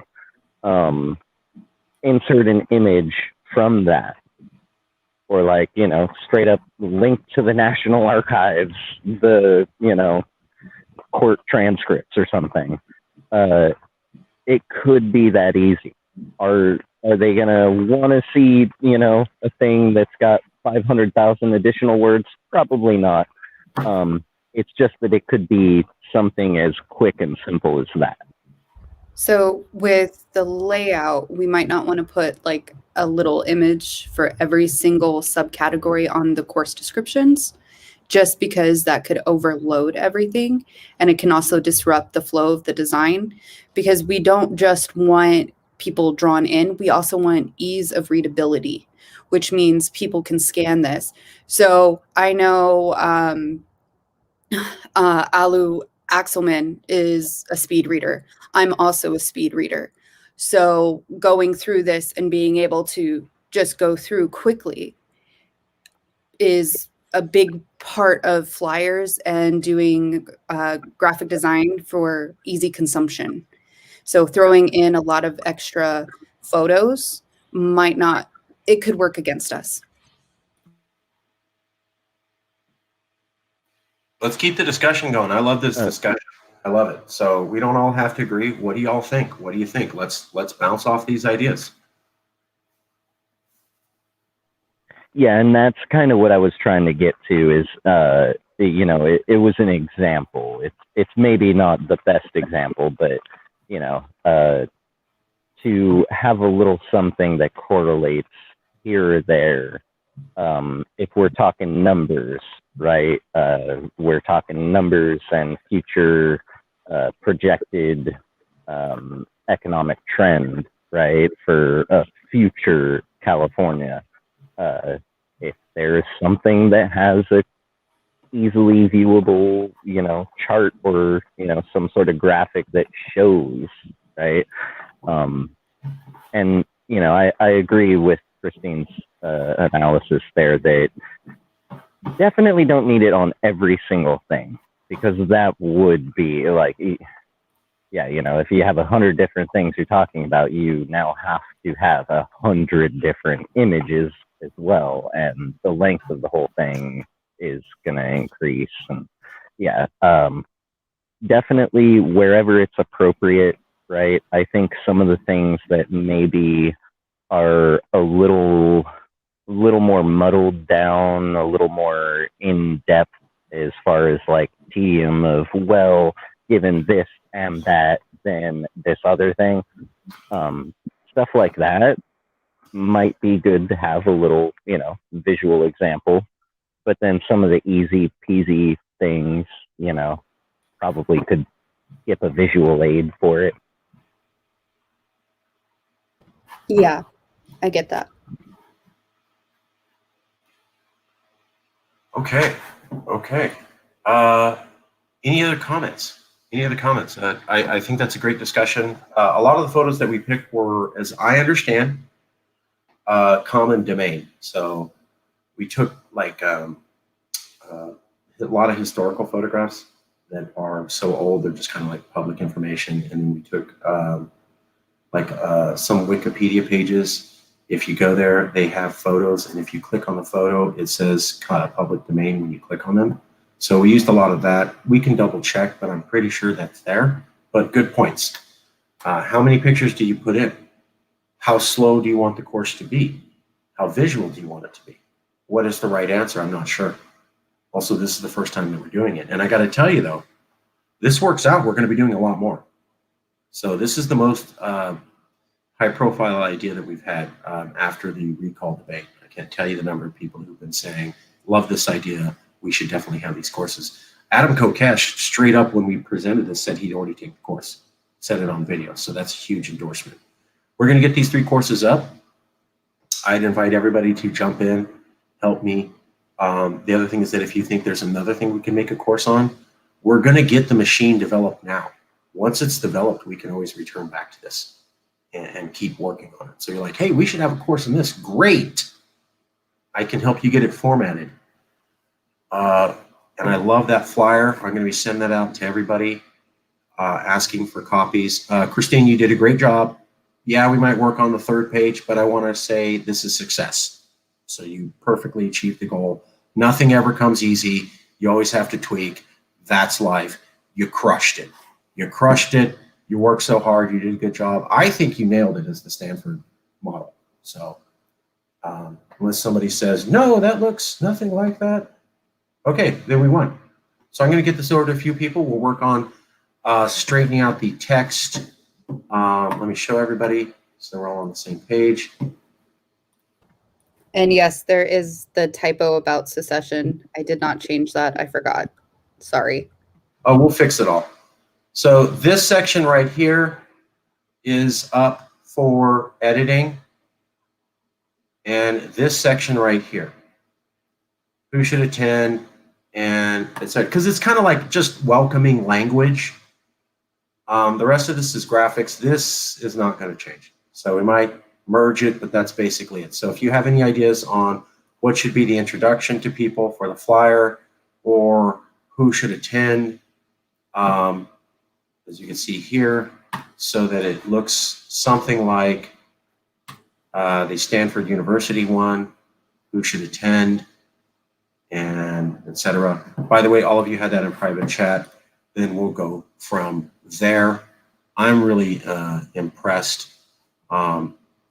Any other comments on an online course and certification or the flyer that we all just saw?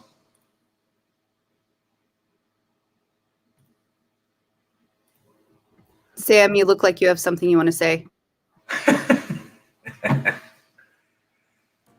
No, I'm looking forward to the material. I'll take that course. Does it look cool? I'm more of a nerd, so all that marketing doesn't matter to me. But okay, yeah, it looks awesome. Yeah. But marketing's so much fun.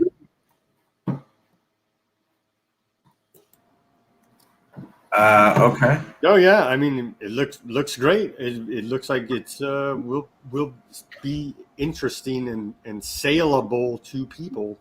I'm just picking on you, Sam. Marketing's what I do for a living, so. Yeah, I just none of the marketing.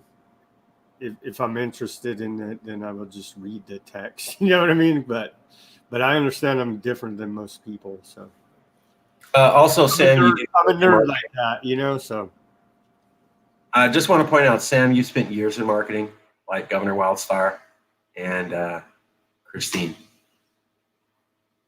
right? Didn't you do some marketing for a company? No? Okay. No, accounting, financial analysis. Okay. No marketing, data analysis. I'm a nerd like that. I told you. Okay. Well, you already saw the flyer. You already saw the PowerPoints. Let me show you one last thing. You can get a little bit of where this is going to go.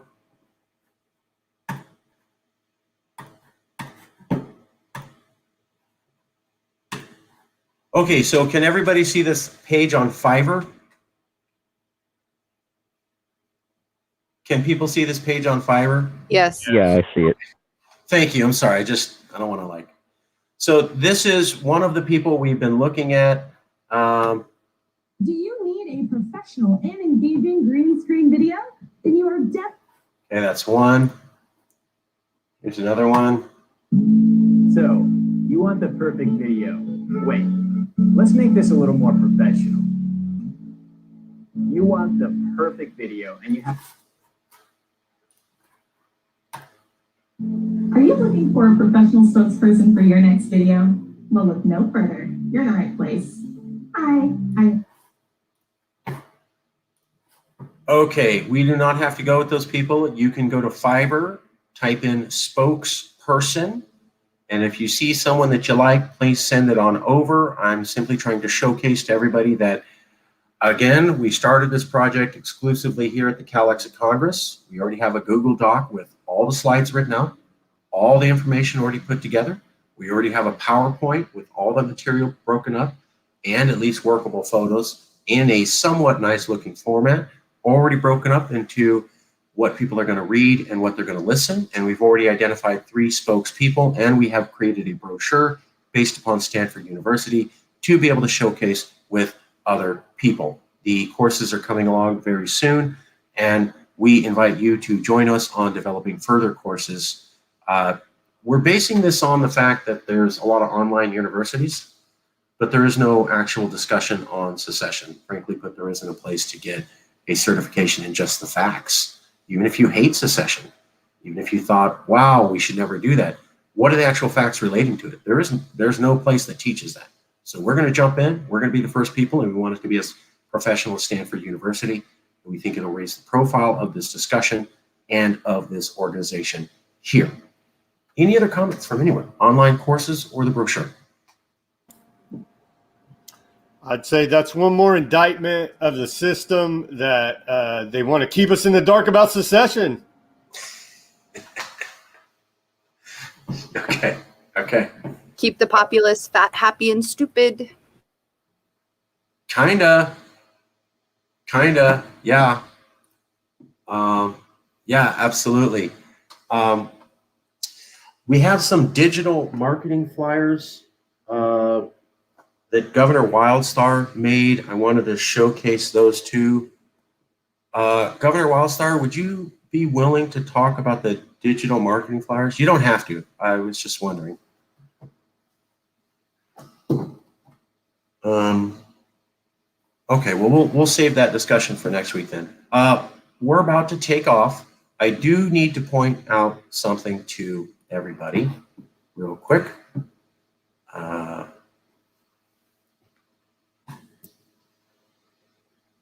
Okay.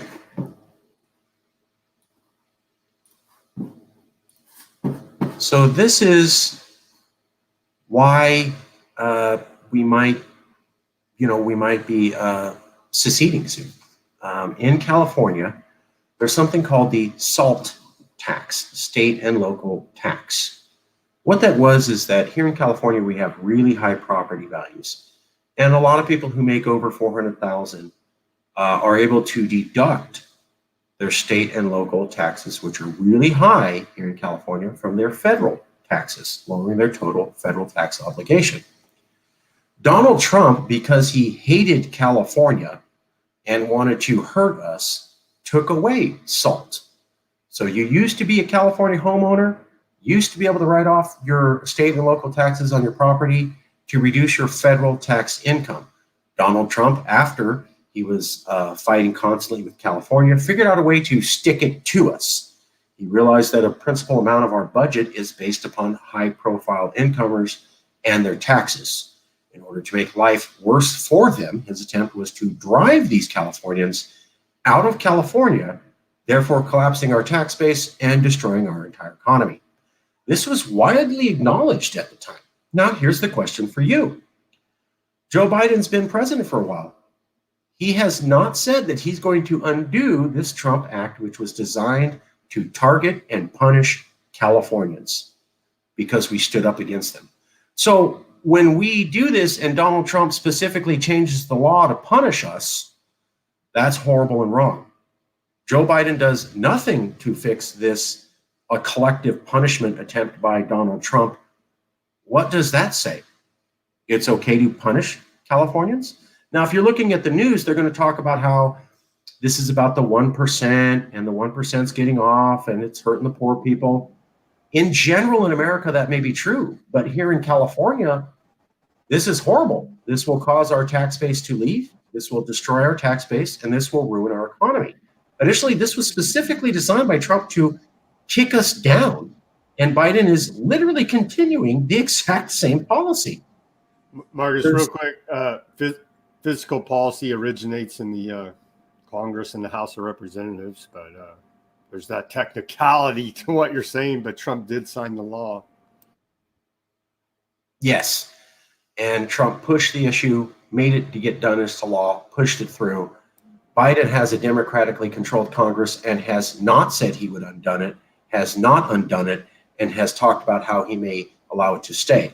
So the Democrats have control of Congress and they have the power to reverse it. Yes. Yeah. So if the previous president hated our guts and did this law in order to hurt us as possible as much as he could, and the current president, who's the decent one, keeps the exact same policy, what's that say? It says that Biden hates our guts too.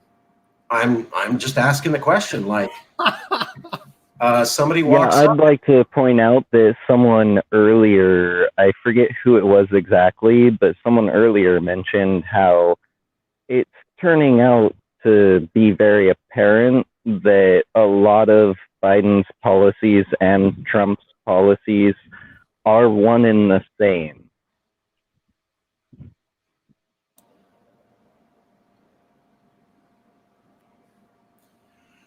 But Biden doesn't do mean tweets. I mean, you got that going, at least, right? No? Yeah, you know, the way they do their hair, the color they choose to spray tan or not, you know, the way that they tweet. There are some differences, sure. But when you look at, like, the really important stuff... Oh, when you actually look at policy... Yeah, you know, the stuff that really matters. So Eleni Kounalakis, who's the lieutenant governor of California, still lieutenant governor, routinely talked trash on Trump and how he's a horrible man, said it's just scandalous that the Trump administration did away with our SALT deduction. So here's the lieutenant governor of California saying, wow, Trump, you hurt us so bad by removing our SALT deduction. What does the lieutenant governor think now? We're talking about 1 million Californians are going to get pounded. Just like this interracial couple here. Screw them, right? That's horrible. It's horrible. So where is the lieutenant governor on the new Democrat? I don't know. Nobody's saying this, and Newsom isn't really calling out the federal government too harshly on this. There's a few Californians, like the Bay Area Economic Council, that we have Jason Wright attend a lot, and they're saying this is horrible. There's a few people pointing out this is really going to screw people over here in California. Maybe it's a different story in America, but here, 1 million Californians, 1 million Californians are going to get pounded hard. It will encourage them to leave. It will destroy our tax base, and it will ruin our economy. That was Donald Trump's plan. Joe Biden is doing the exact same thing. What does that mean? I'd like to hear from everybody. It means the federal government is... what's going on?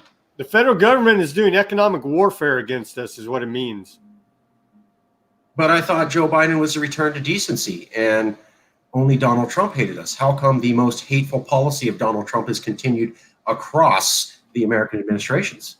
Why is that? The federal government, okay? The federal government, regardless of which party is in power, the federal government is committing economic warfare against us Californians here.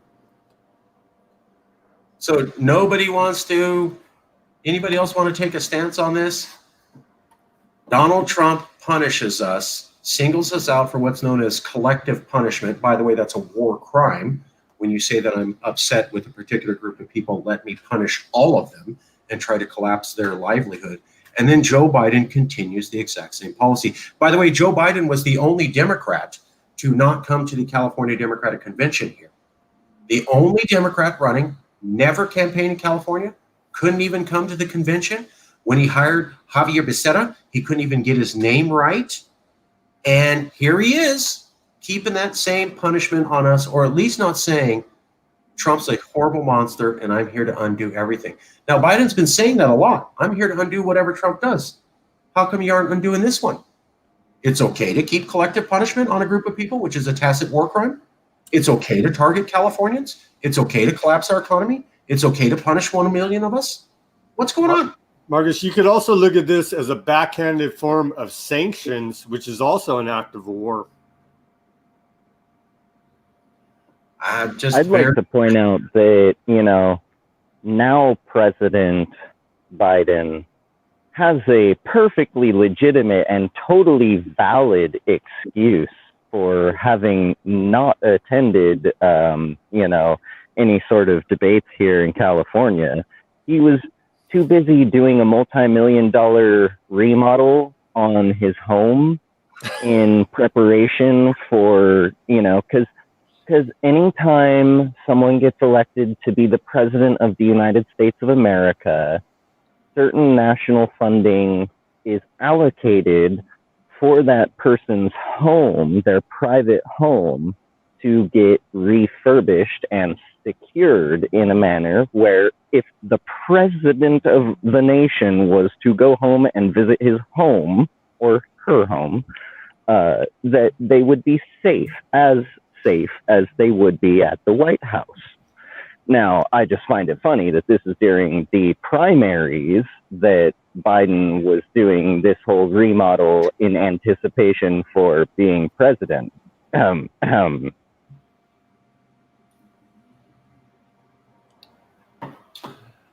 Yeah. That was like the wink, wink, nudge, nudge, you know, that little we get no respect over here. We get no respect, man. We're like Rodney Dangerfield of the 50 states. We get no respect. They got the Democrats say we got California in the bag. We don't even need a campaign there, man. No respect.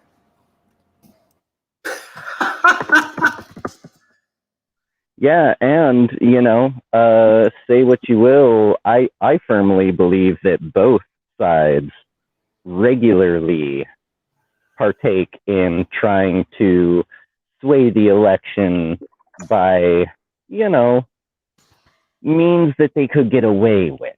So not too hard, right? You know, you can't just make 1 billion votes appear, but, you know, does kind of seem that both sides really do it. And the Democrats somehow knew months and months ahead of time, knew that Joseph Biden was going to be the next president of the United States, even though he was below 1% national popularity at that time. Are you trying to say that these presidents are selected and not elected? Okay. Yes, that is exactly what I'm saying. And I am not one of those extremists of any sorts. I am a middle of the road, very much pro democratic value and due process, legal means, right? And this is why I find it so grossly offensive that the United States operates this way, because it's very much the antithesis of all of that for every one of us. Give me 1 second. 1 second.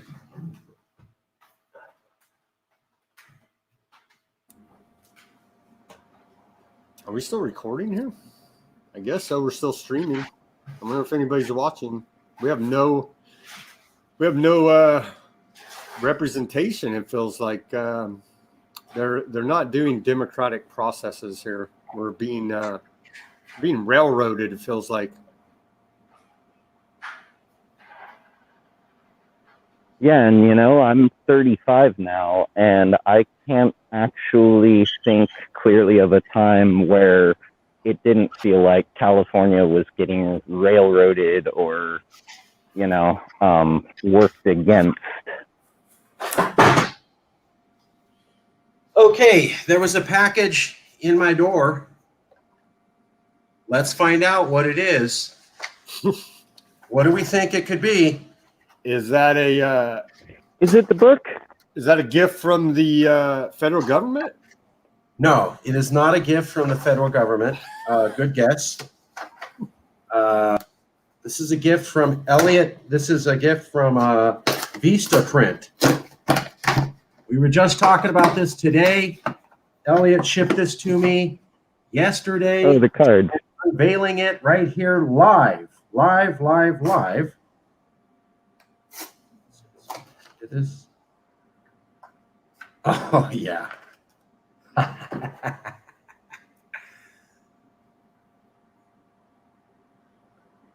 There you go. And then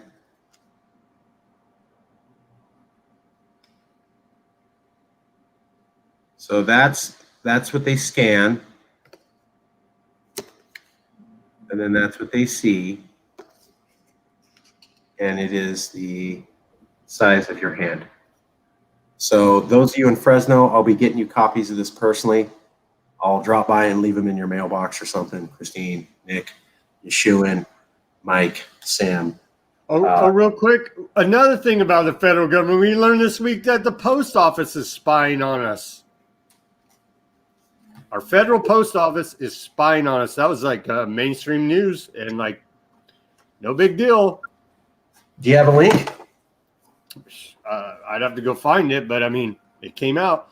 They're spying on social media posts. The federal post office. It's disgraceful. Yeah. I'll look it up real quick here. Okay, real quick, I'm going to show people some of this. I asked Nicholas Wildstar. He has a degree in a background in digital marketing to make some flyers for us. Let me show you real quick what those look like here. And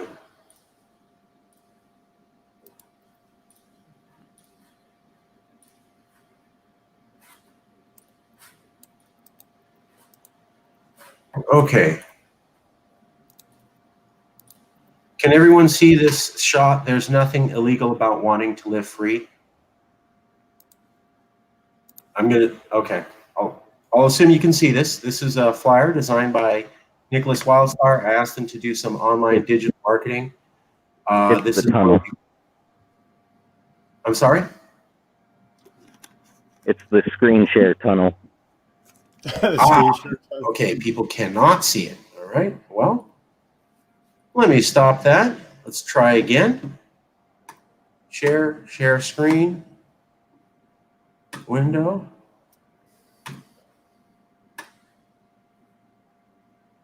Okay. Can people see a flyer now? It should be the Statue of Liberty. Okay. Yeah. Statue of Liberty, kind of an American design. There's nothing illegal about wanting to live free. Why fight for citizenship when you can fight for independence? Talking about how people feel that their rights are taken away, fight for independence, trying to appeal to that American love of freedom, but then redirect it casually to CALEXIT. Can you see this flyer? When we, the people, are under attack, it's time for us to unite and fight back. So those are two examples of digital marketing. I asked Nicholas Wildstar to do that. If you have other ideas, please send them in. Just like with the book, there's no one right answer. So if you're like, hey, I want to write a book on this, I want to have a course on that, I think we should have a flyer designed to do X. Come on down to the Congress. That's what we're here for. We're here to promote these ideas. These are not going to be the last ideas. We're going to have other books, other comments, other flyers. I just want to keep it coming. And I also want to point out, we've only been at this 2 months, and look at where we're at. We have professional courses being developed. We had a recall debate. We have flyers being developed. We have professional graphics, the equivalent of online courses being developed, online courses and a book. And we'll also have an NFT coming. So that's only month 2.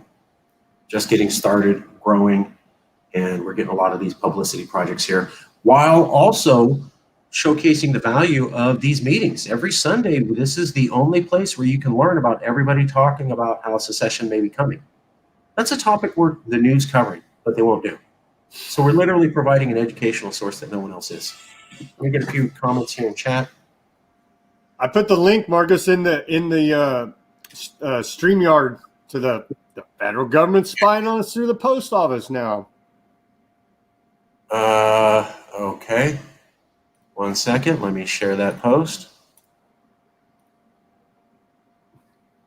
It's pretty disturbing. The amount of spying. They must be worried about something. Like they're acting like they're criminals. Can everyone see this? The Post Office Service is running a covert operations program that monitors American social media posts. Yep. Sam, can you see this? Yeah. Okay. It's disturbing. I mean, why is our federal government feel the need to spy on us? So the U.S. Postal Service is now tracking and collecting American social media posts, including those about protests. The details of the surveillance effort known as ICOP, or Internet Covert Operations Program, have not previously been made public.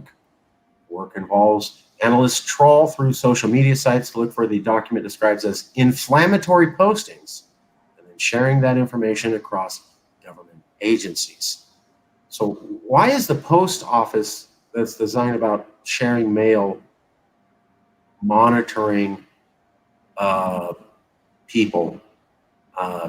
It feels like every federal agency has been militarized against us now.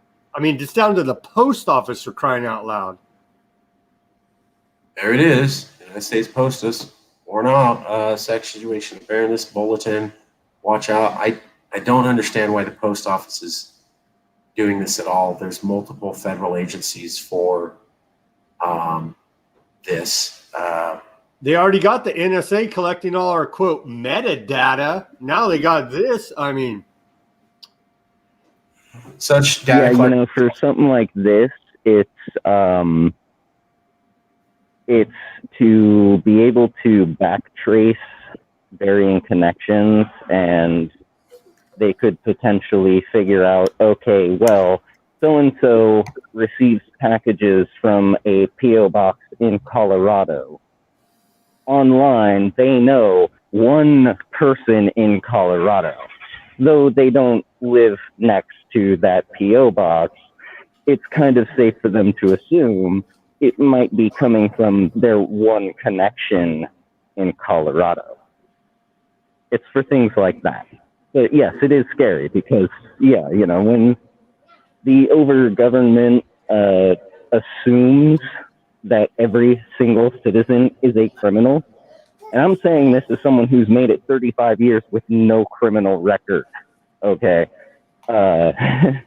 Being assumed to be a criminal constant is just, it's not only against all of our rights, against the sacred founding documents of America, but it's also very, very scary.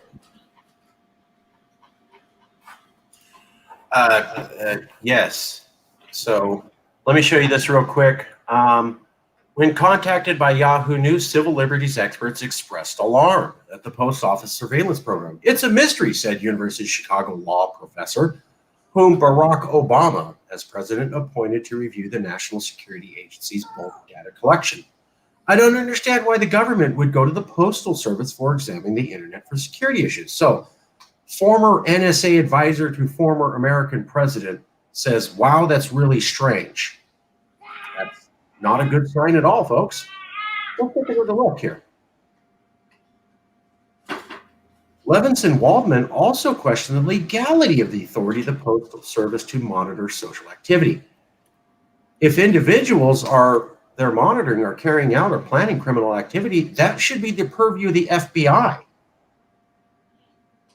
If they're simply engaging in lawfully protected speech, even if it's odious and bad, then monitoring them on that basis raises serious constitutional concerns.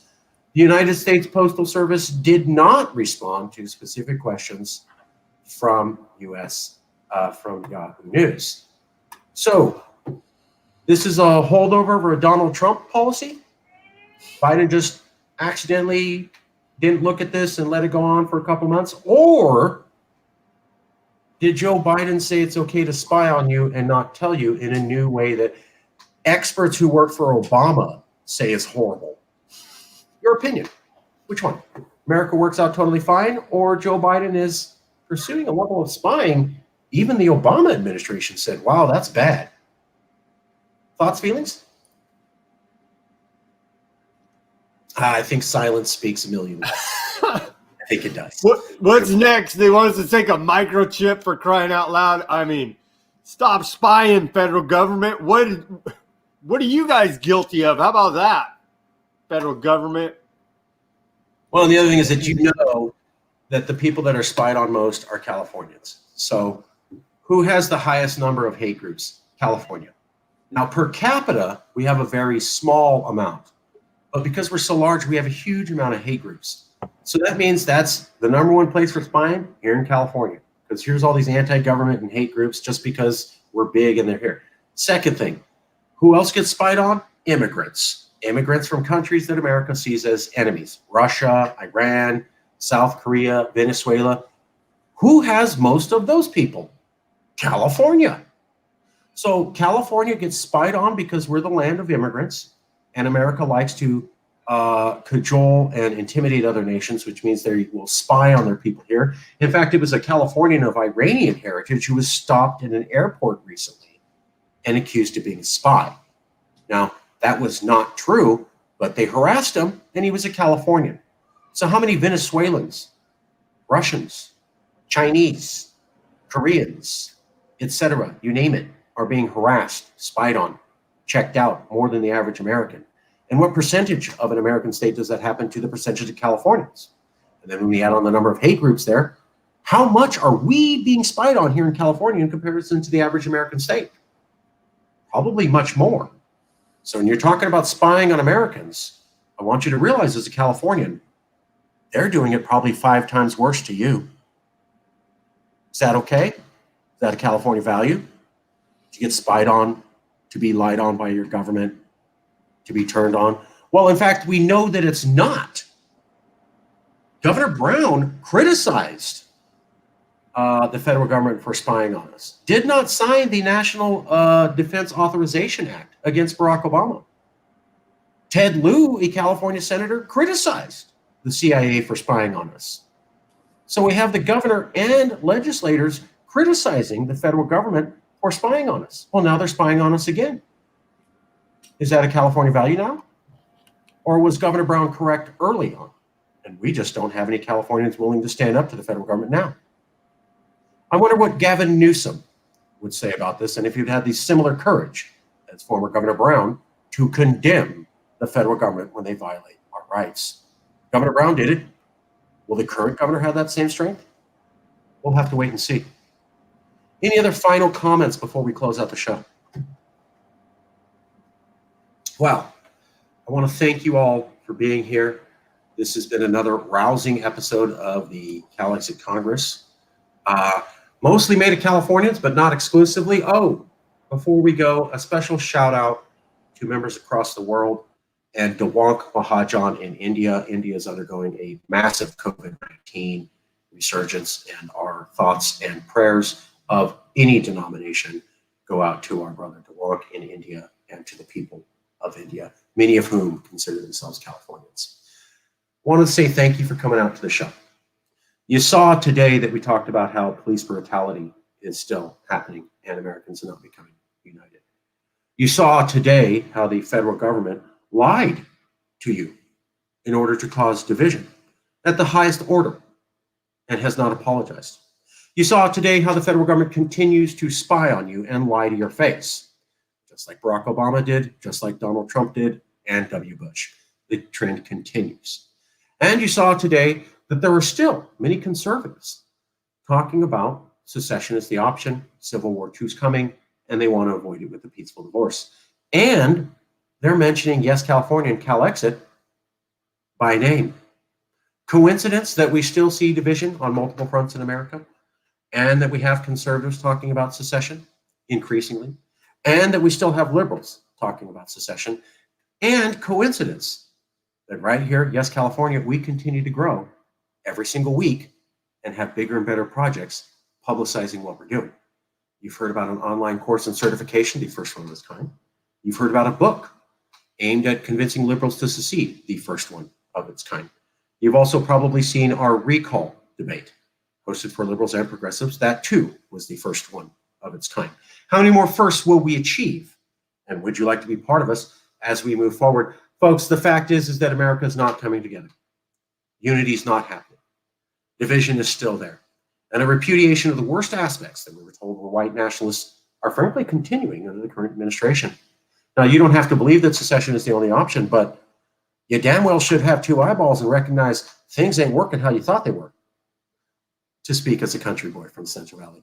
I want to say thank you to everybody, and we will end the show after the commercial, and we will be here Sunday. Please like and subscribe, join us, or email me at marcus.ruiz.evans to be part of our battle every single week. Thank you.